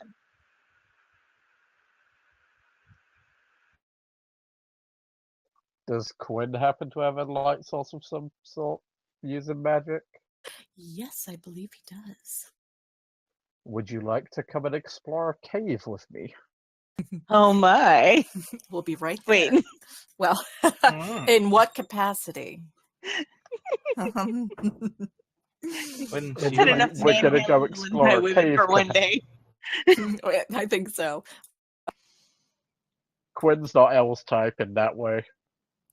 I'm just No worries. We'll be right there.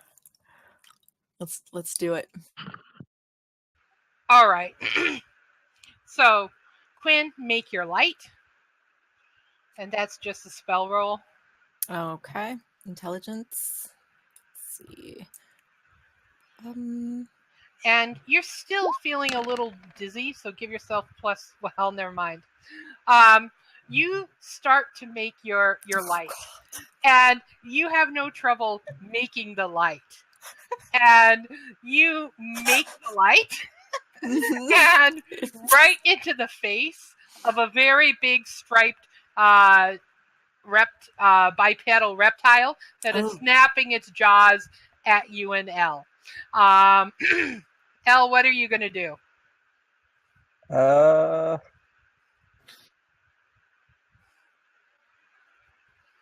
I'm gonna go for a defy danger and try and get behind it. Okay. Defy that danger. Do your flippy shit. That's some flippy shit right there. That is definitely some flippy shit. That is some flippy shit. You get behind it. It has a thrashing tail, so you have to be especially nimble and dodgy at this point in time. Just imagine, like, you know, a raptor style creature. It's green and blue, and you get to the side, and it is snapping its jaws at Quinn. Quinn, what are you going to do? All right, we're going to try Magic Missile again. Yes! Okay. Let's see. Mecha, Come mecha, on, hi, dice. mecha, Come on. hi, ho. I mean, wait. Take your X. Oh, no, you got 7. Not man.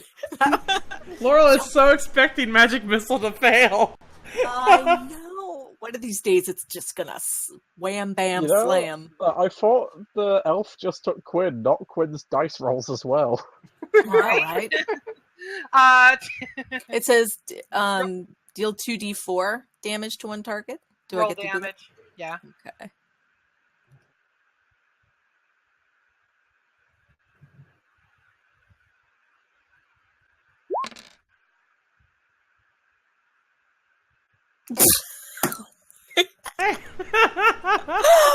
Oh my god. Well, You smack it in the face and actually hurt it a great deal. So you blinded and then bolted. This is so weird. Elle, you can take a shot at the back of it. Well, you see, Elle's gonna keep going the thief route and just do a flip and try and stab it right in its throat. Okay.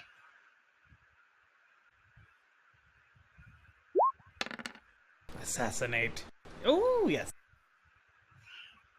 Roll your damage. Would that be kind of the backstab since I'm behind it? No, because you're going to the front. True.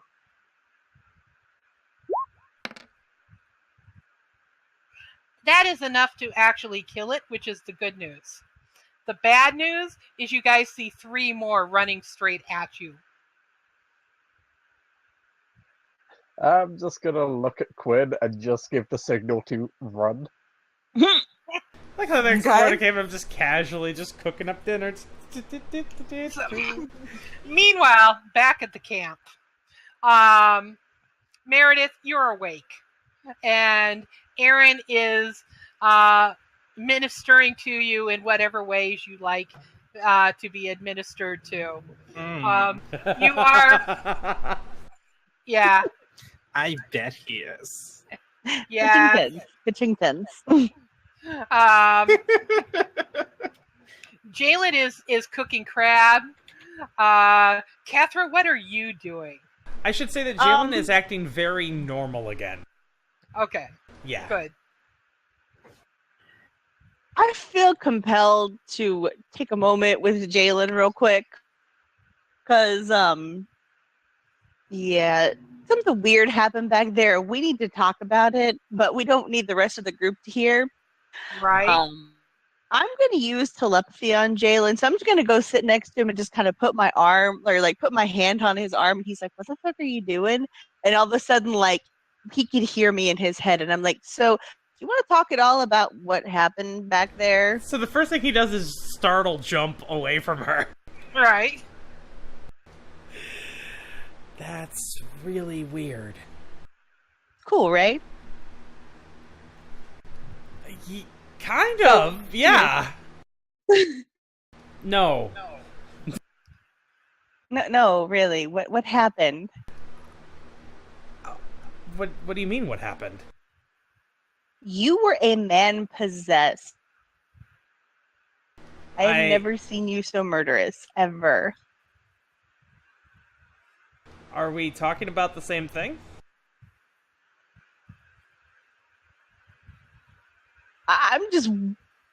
I've never seen that look on your face before. I cured your wounds and you flipped fuck out and went on a murderous rampage on that poor elf back there. No, you cured my wounds, and I took a rest by the tree, and Merideth No, killed. no, that was you. Okay. That was me. You don't know, you don't remember how you got all covered in blood? No, That but isn't yours? been in battle before. It happens. He was drenched, by the way. Out of character, he was drenched. Yeah. You took Meredith's axe and beat the shit out of that elf with the choppy end. There's nothing left of it.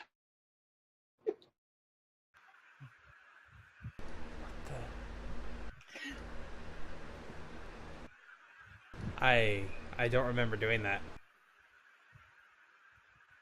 Okay.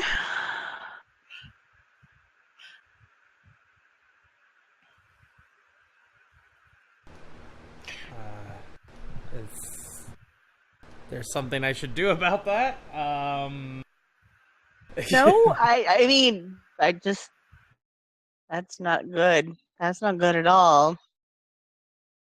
Fucking magic.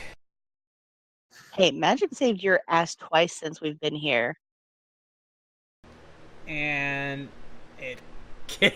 Why is Blue moving over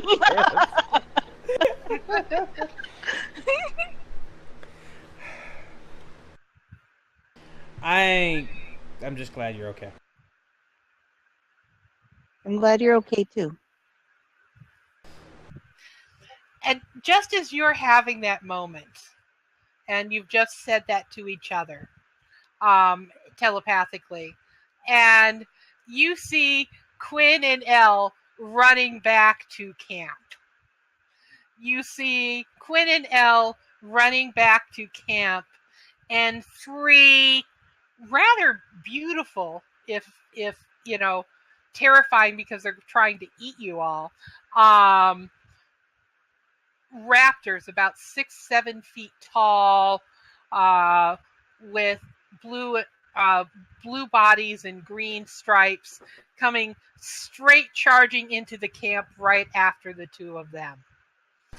What does everybody do? I assume that, like, all of our... Like, nobody's carrying the major parts of our gear with us, like when they went on the exploration. It's probably all left at camp, right? Right. Do we still have some of that alcohol? I would imagine, yes, you do. Sorry, This is not Elle. the time to get lizards drunk. Sorry, Elle. Jaylin would like to grab some of the alcohol from Elle's things and perhaps splash it in their direction. He's gonna try to, yeah.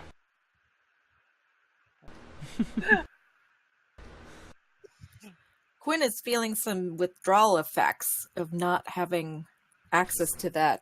Super magic potion. Yeah, super magic potion, yeah. Yeah. All right, Jaylin. You are going to splash raptors with alcohol. With booze, yes. With booze. Roll. I'm not even sure. This is a defy danger? Or is this a parlay? Is this a parlay? You can attempt a parlay. Can I assist? Sure. By also Roll your splashing assist booze? first. Okay, so yeah, roll your assist first, and let's see if I get your 8. Yeah. That's it. Okay, what kind of roll would I make? It depends on how you're helping. Brute strength is strength, fast reflexes is dex, stubborn determination is constitution, quick thinking is int, something on hand to use is wisdom, and verbal inspiration or intimidation is charisma.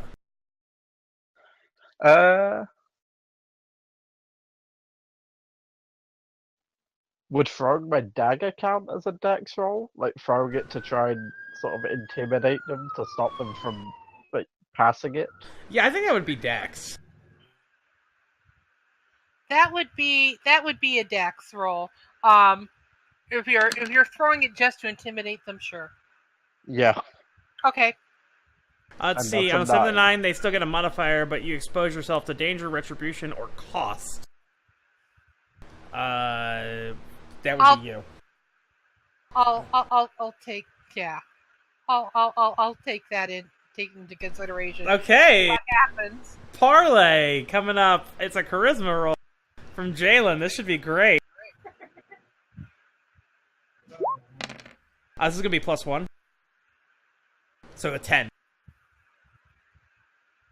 So you attempt to parlay with the with the Raptors in a throwing them the booze, going, leave us alone, and one of them, whether or not it actually is intelligent enough to understand, does draw back and is trying to figure out what's going on and is sniffing at the alcohol. One of the others, however, makes a leap and lands straight on Elle's back, and knocks Elle to the ground. Elle, roll 1d6.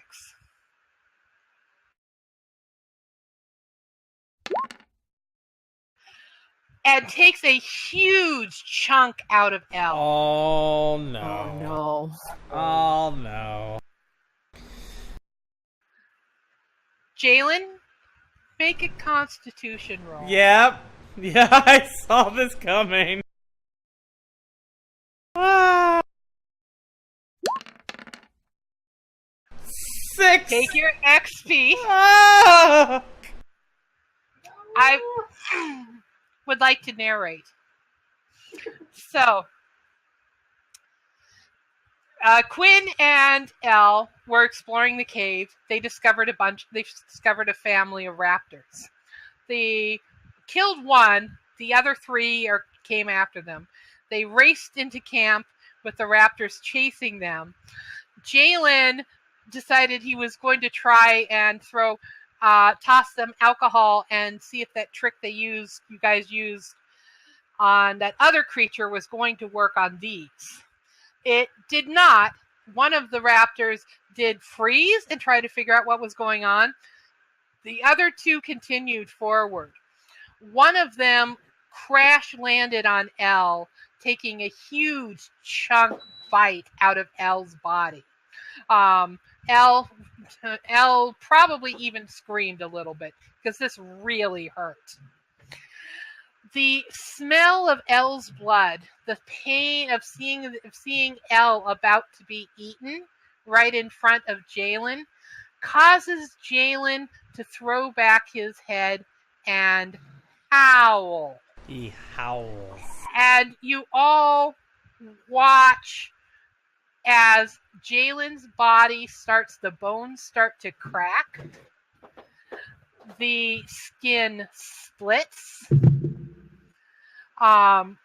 Fur appears, and a wolf-like beast, still armed with Jaylin's sword, because his sword is now appearing in his hand and glowing, takes a swipe at the raptor that was upon Elle and literally slashes it into 2 pieces.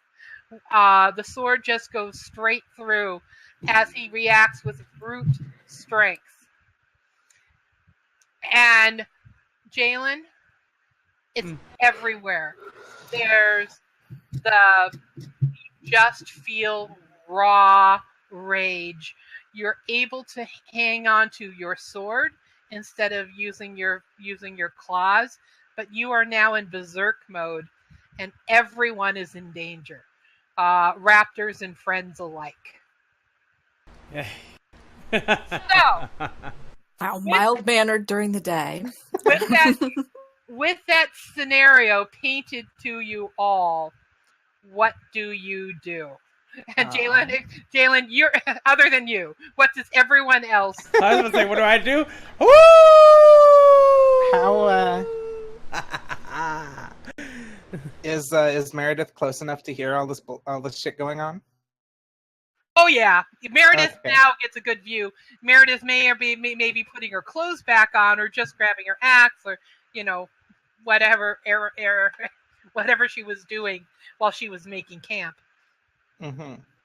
Well, personally, I'm gonna like It's pick cute that you myself think up Meredith and needs get the clothes, fuck by the way. out. I was making that an option. I mean, if there's fucking like super loud howling going on outside, I think Meredith is gonna forego the clothes. Makes perfect sense to me. Yeah. So Meredith is gonna go up and I guess see the now wolfy Jaylin. Is he still he's still wearing his armor and stuff? Is he identifiable as Jaylin? He is not identifiable as Jaylin, other than the fact that he's possessing Jaylin's sword. His clothes and armor are gone. And the sword is Oh, no. glowing. No. Um, Don't kill him, Meredith, please. should Don't kill him. not can I? Should I make a roll to see if I can identify him or not? Yes. Okay. You can either use intelligence or wisdom. I will use wisdom. Oh, Meredith Jaylin. does not identify him as Jaylin, and she immediately charges towards the perceived threat. Excellent. All right. So let's skip to Quinn and Kethra. Elle is on the ground. Elle just got bit by a raptor.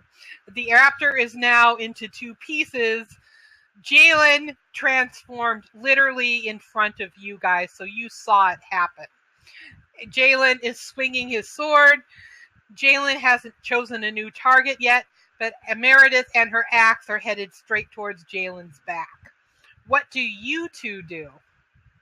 Can I actually before my turn ends? Can I use? What are you waiting for again? Yes, you can. Okay, just real quick, just to get Jaylin's attention.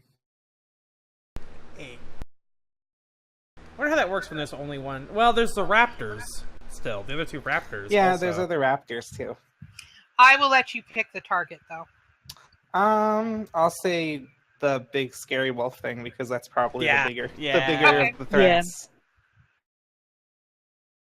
So Jaylin wheels around because that got his attention. And now I can't scream too loud because there's other people in the house. I'm gonna pull the flute out of my bag because Elle gave me the flute before all these shenanigans started happening. Yes, she did. And I'm gonna yell at Meredith, "That's Jaylin. Don't touch him." Because I know that Meredith could fuck him up. And I'm just gonna play the flute real quick. All right. Make an intelligence roll and just don't fail. Can I assist this roll? I don't know. Well, I don't know. Say what? Well, can I assist in this roll? How would you like to assist? By Sing. jumping onto Jaylin's back and keeping him distracted so he can't really break the concentration. I would not recommend that, but I will let you do that. I would not recommend jumping onto the back of the werewolf that Meredith is gonna fucking fight. Yeah. You know, fuck it. I'll throw a dagger at his leg then. Oh, so sorry, Jaylin. I'm not sorry. You're This a is what I werewolf, get for being the hero. You said What you get intelligence for being roll? a fucking furry, Yeah, an okay? intelligence roll. Everybody pray to the 12. I don't fuck this up. Hey! The dagger's good. And the flute is not. Oh my god. That's a +1 because I assisted. Yeah, that's Alright. true. That's a 7. It is a 7. Barely not a complete failure. All right. So at this point in time, because you rolled so awesomely, I am turning the narrative over to you, Elle. You described the series of events that are taking place right now for me. Hold on. Why me? I wasn't the one that made the roll. Because You Elle, made the 12, yeah. you got the 12. That was to aid the flute though. Yeah, that was aiding. All right. But you threw the dagger, so tell me exactly what the dagger did. The dagger plants itself firmly in the leg of the wolf, Okay. werewolf, and like just knocks it onto one of its knees. All right. So basically, it's sort of almost like a hamstring, where Yeah. you go down. All right. You go down, and as you're going down, Merideth's weapon. Merideth, you hear them screaming that it's actually Jaylin.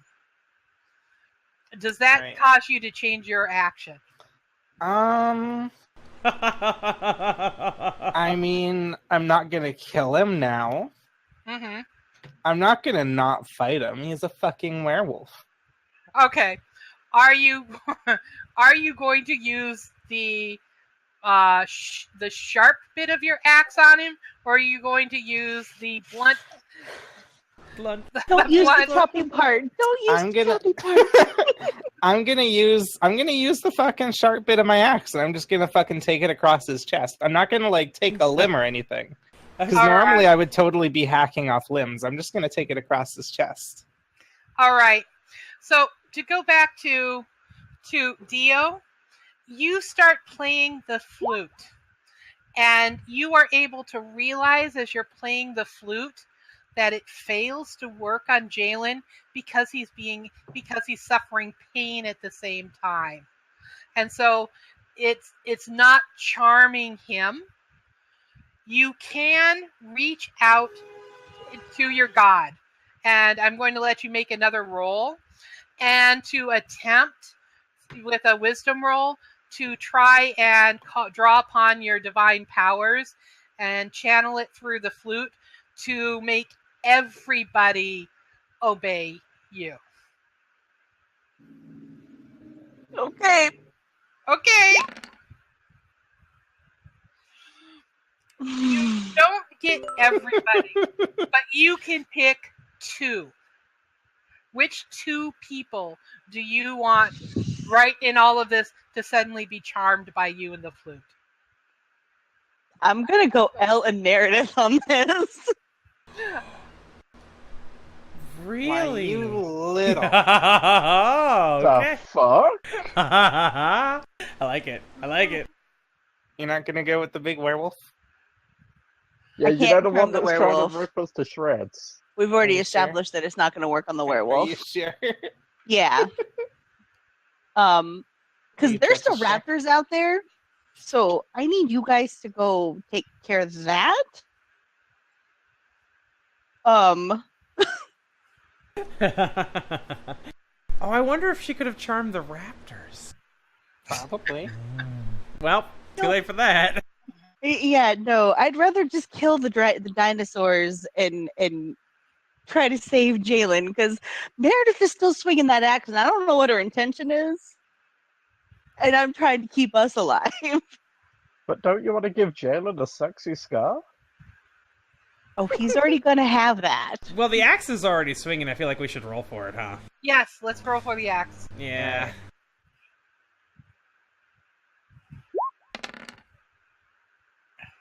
Seven. That does hit. Yeah, it's not a great roll, but you know. That's Decent chunk of damage. That's a decent chunk of damage. Is it 7? Would the downside be that I do damage back? I don't do a lot of player versus player. That would here. be it, yeah. That That's generally what a 7 to 9 means. I'm not gonna both. add all of his extra damage. It's just gonna be his base damage.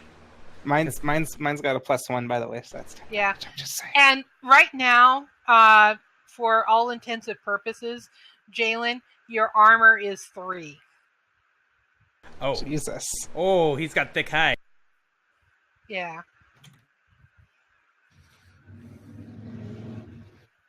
Okay. So you only take 7 damage? He only takes 7 out of that 10. Damn, son. All right, hit me with your best shot. I have 15 hit points and I cannot fucking die. Let's see, he's swinging the sword, so it's gonna be. And I have 1 armor. Fuck it, I'm doing the whole thing. Do it. Do it. Fuck me up. 8. Oh, that's baby damage. Come on. You also took 7. That's what I'm saying. We both I did did. 7 to each other. That's all We I'm both saying. did 7. All right. 77's my lucky number. Oh, also take Elle. Roll damage for the dagger. What is yours? 1d6. Oh yeah, I take damage for the dagger as well. Would that be a back attack? No. I know, I don't want it to be. I don't want to murder him. I Fine. said I don't want to murder him. All right. It's fine. So you have taken a total of 9 points. 9 of damage this and round. Yeah. Now, yeah. So we'll just keep that in mind. So yeah, no, I'm keeping track of it. Like that green. I don't know if you guys can see his health bar. I know I can. No, I can't. Oh, No, you we guys don't have can't. control of Okay. it. You can only see your own. Okay. That's okay. But yeah, he's actually he's very well staggered. He's not in a good spot. All right. Quinn, all of this has been going on so fast. You are the one able to observe that at this point, the 2 raptors that were left, they've decided to go back to their cave. Like all of the screaming and the shouting and the combat has made them decide that no, you aren't good to eat. That's good news. I'll take it. Yeah. What do you want to do?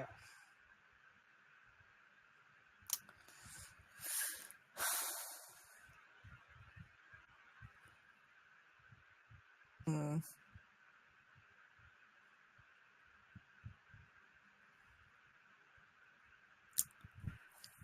Let's see.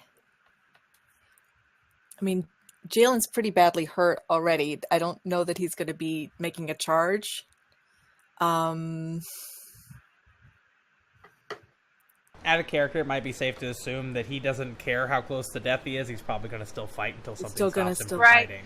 Yeah. In fact, I'm going to offer you a proposal. You can, because of all of the fact that you're still recovering from Balboa juice, and Mhm. you have this extra power within you, I'm going to allow you to make a wild magic roll. You can attempt to do anything you want with your magic. If you roll 6 or lower, the magic is not going to be in your control. Okay.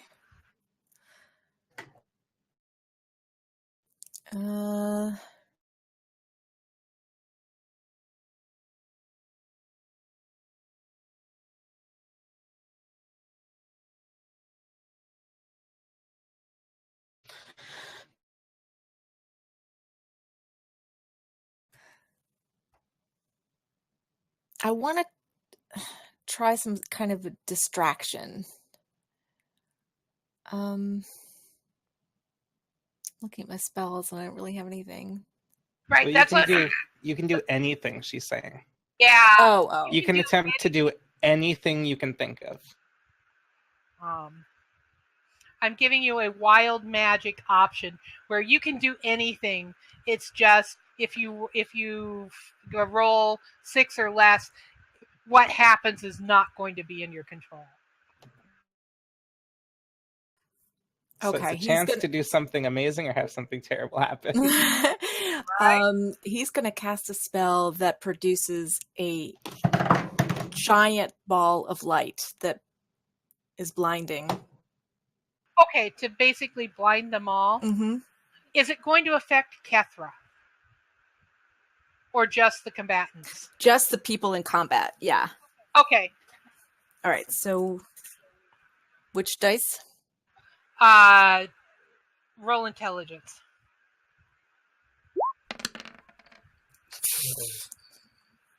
All right. 7 That to is 9. barely a 6 success. So the light isn't going to last very long. But for one round, Jaylin and Merideth and Elle, you can't see. There's just a burning light that has you dazzled for one round. Arin at this point has crawled out of the tent is all. Well, but he's kind of just standing there because he doesn't know what to do, and the light catches him as well, where he's at least shielding his eyes from it. So, Kethra, you have got the flute. You were going to send them to go after the raptors. The raptors ran away, and you have the ability to grab Merideth and Elle after they come out of this and give them a command. What do you want to command them to do? My plan's all screwed up now. Oh. Knock him out. Knock him out. Knock him out. Oh, you mean that thing Meredith was going to do from the beginning? Yeah. But now it's being mind controlled into doing? She's not fucking happy about being mind controlled, by the way. Neither's Elle. I can't I'm imagine actually most people would not be. going to do that. I'm going to have them protect Arin and Quinn. Oh my Okay. I'm about to do something stupid. Okay.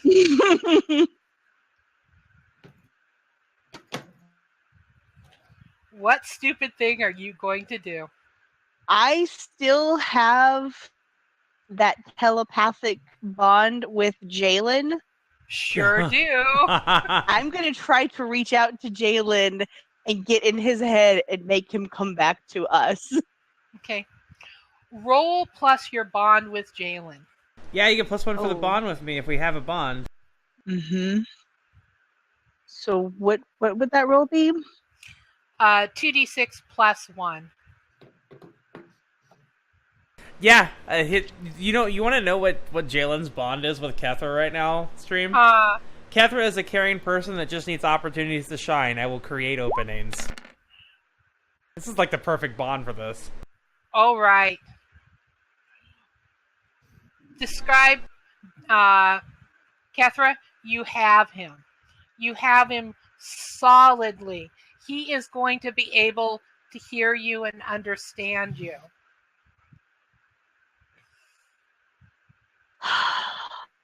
I'm just going to call it just like, Jaylin, I know you can hear me. I need you to calm down. I need you to go to that happy place, wherever it is. Even if it's a place where magic doesn't exist, I need you to go to that happy place and come back to us. Jaylin doesn't respond? At least telepathically. What does she get from Jaylin telepathically? What is his mind like right now? Well, he's in a berserk, so his mind is probably very... I don't think there's anything clear. I don't think there's anything intelligible coming back from him right now. Okay. At least as far as that. But, like, if she gets through the Jaylin himself... Like, it's not silence, but there is an acknowledgement, because he actually just drops the sword. Okay.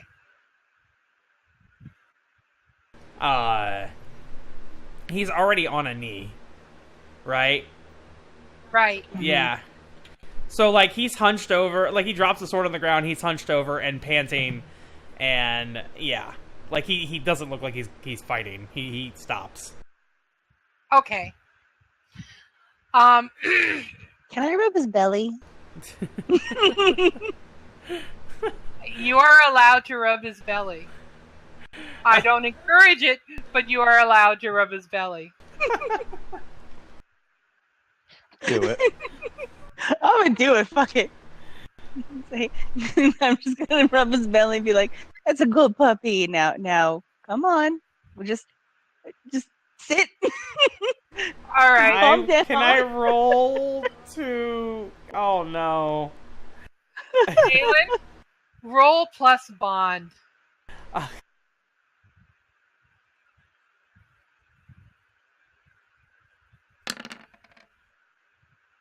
10. Oh, wow.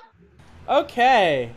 Jaylin, as as Kethra is climbing on you, as she's touching you, as she's calling you a puppy, it strikes you as an endearment. As it's an endearment that, and even the gesture of what she's making, you get a flash of your father covered in blood, the sword down, you protecting your younger sister behind you, and your mother touching him in a very similar way, using very similar words, And pulling him out of a berserk. Jaylin is no longer a werewolf. Well, All right. not in, he shifts. All right. So the blinding light fades. Merideth and Elle. I've forgotten somebody's name. Thank you, Elle. You come out of it. You can see again. You can feel a compulsion to simply protect Arin and Quinn, and everyone gets to see Kethra climb upon the angry berserk werewolf and start talking him down and stroking him, and underneath Ooh, baby. underneath her hands, the body starts to transform once again. There is a kind of a gelatinous film left all over him that is now going to smear all over Kethra. Oh God, what? Aw. So his body transforms under her hand, and she's now covered in his goo. Yeah, she's covered in. Oh God, why? Remember, guys, send fan fictions to Ellerose in Discord.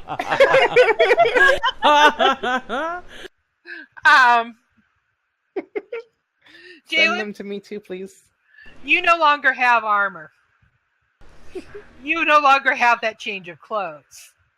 Whoa. Yeah, he's naked. Baby. You do have your shield. Your shield wasn't involved in any of this. And of course, you have your sword.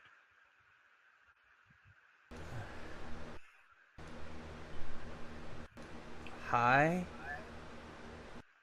Are you okay? I think so. Okay. I'm gonna back up a little bit and give you your space now. Okay. Is Meredith still under mind control? No. Okay, Meredith would like to walk up to Kethra. Yes. Not in a happy attitude. She's about to pitch slap me, isn't she? She's gonna stare you the fuck down and very tightly grip her axe. And she's gonna say, if you ever get inside my head again, I'll... And then she's gonna grab Jaylin by the ear and pull him into the tent. What? Okay. Is anyone interfering with Meredith grabbing Jaylin and taking him to the tent? No, I honestly think at this point Elle's far too injured to do anything, so it's just gonna go see her cat and Blue and just pass the fuck out. I'm just sitting there in shock, like, what? And Jaylin himself is not in any position to protest anything. For the record, just for the record, Meredith is still naked during all of this. Oh God, There's a lot of naked going on. Damn. Okay, clothes were not important enough at the time, all right? Her Right. people do this all the time. It's perfectly normal. Have you never fought naked before? Well, It's quite liberating, actually. Technically, Technically, Jaylin has now. Jaylin has fought true. naked. Yep. That's true. So he gets dragged Quinn's off. still, Quinn's still pretty woozy. I'm trying to shake it off.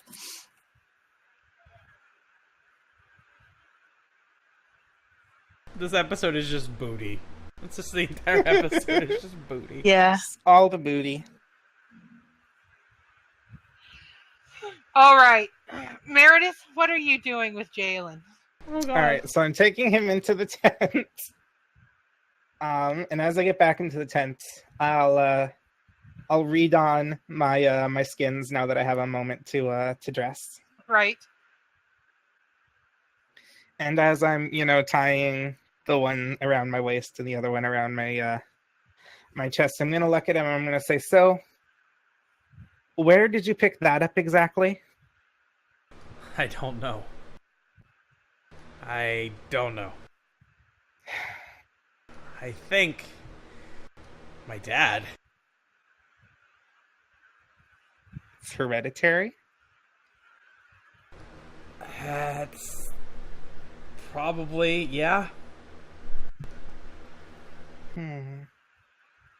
My people tell stories. They say that in every warrior lies an inner beast. And that through training and perseverance, a warrior can temper this inner beast and unleash it in battle.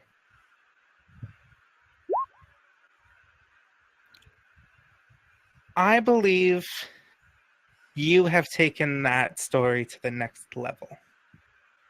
And you need to learn how to control that.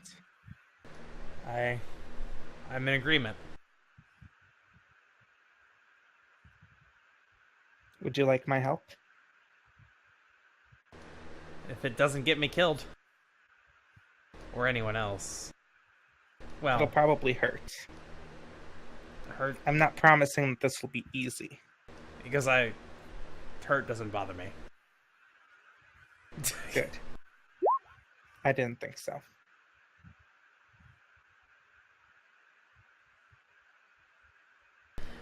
We need to do something, though.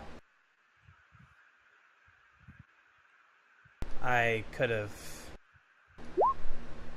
Yeah, he doesn't finish that. He doesn't finish that thought. He doesn't finish it. I'm here. You wouldn't have. Trust me. I'm gonna go find some clothes now.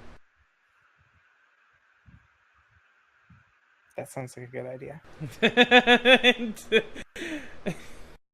and like that's like the first moment where Jaylin is aware that he's actually naked, and he's just like, Meredith is unfucking moved by his right? his She's like, yeah, and he's like heading back out of the tent. Like I guess he's covered with the shield. Just kind of inching over to where the packs are to get himself some clothes. All right. Kethra, Elle has passed out. Are we doing anything about Elle being passed out? No, apparently healers are a suggestion, so apparently not.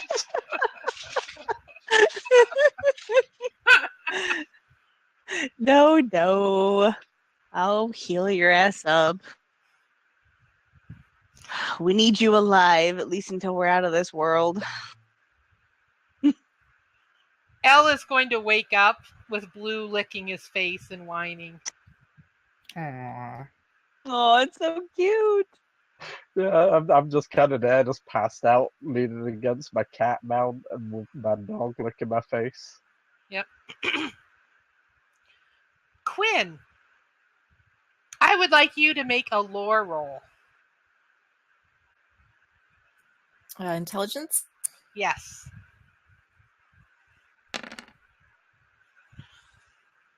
As as Jaylin is being taken away, as everything else is, as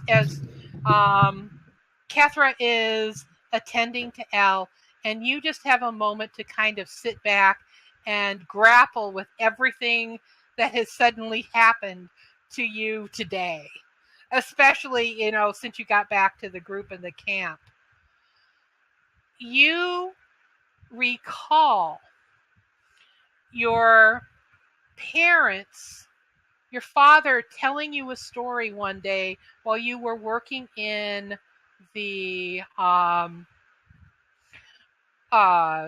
workshop, about what life was like in Farland before the demons had come, and that the High King and the dynasty that had ruled the country before were actually werewolves. But that when the demons had come, they had taken their armies, and the king had been killed, and his wife and children enslaved by the demons. And as you're hearing that, it connects that symbol on Jaylin's sword, that symbol that Jaylin had, was the crest of the High King back home. Okay.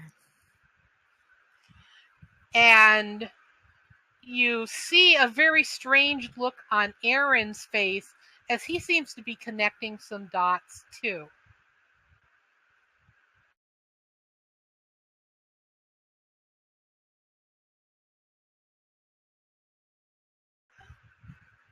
What do you want to do?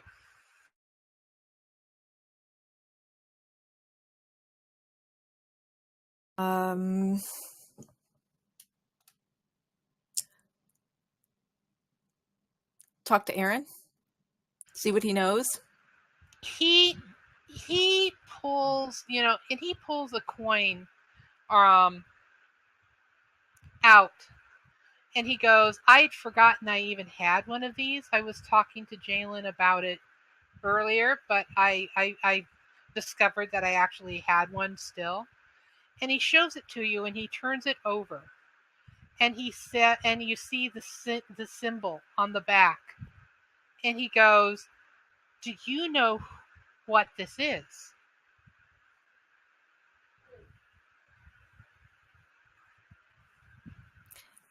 Yes, it's the symbol. My father told me a tale one time. It's a symbol of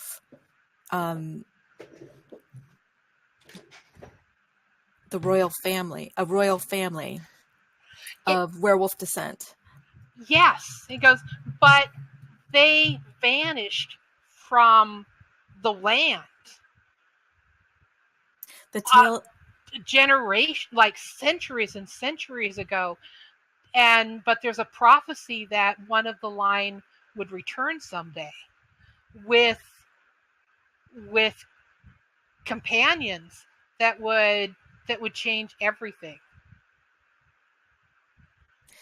Do you think that's Jaylin? I think that's you, all of you. We have got to get you. Maybe you can destroy the matriarchy. Maybe you can. But how? I don't know. I don't know, but we will get to the resistance. And maybe there's too many coincidences here.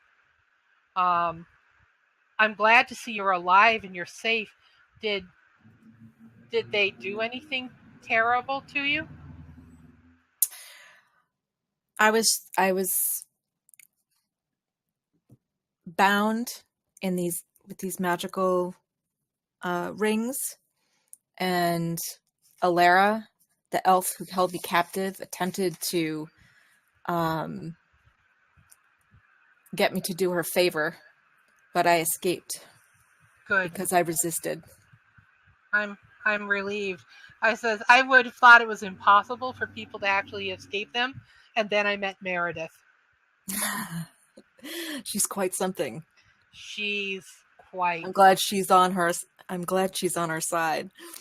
Yeah, me too. All right. Is there anything people want to do as they make camp here tonight? Just rest. Maybe. Yeah, it's been a day. Yeah. I would like to clean up because I'm still gooey. Well, yeah. Jaylin would clean up and get dressed, of course. and he'd probably be very quiet for the rest of the night. Yeah, there are not going to be any attacks during the night. We're going to start where we'll pick back up where you guys have had a couple of days of uneventful travel, and get to another place of interest to start off the next session. All right. He's also going to be like looking at contemplating the sword a lot. Right.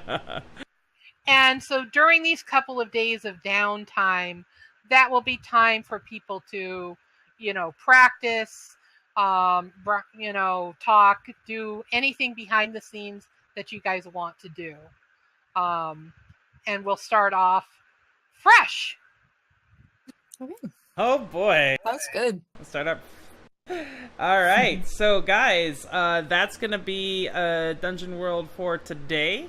We're going to do some post-game stuff, so I'm going to take the stream down, but I want to say thank you for coming to hang out. We'll be back tomorrow morning, 8 a.m. Pacific, 11 a.m. Eastern, and you can expect either some Final Fantasy XIV or some Batman or some PlayerUnknown Battlegrounds, or something random. But we will be here each and every day. That's 53 days in a row, and it's made possible by you guys. Thanks for the continued support. Frivolous Grunty, if you're still here in Lurk, it's good to see you again. It really is. It's always nice to have your presence here. Thank you so much for that Twitch Prime sub. Welcome back. And everyone else who resubbed today, you're awesome. The follows, I love you. I'm going to throw a host over to somebody, but I will see you guys next time. Until then, I guess I tell you to stay beautiful. And then I also say, bye! Bye. See you later, everybody. Bye. Later, everybody.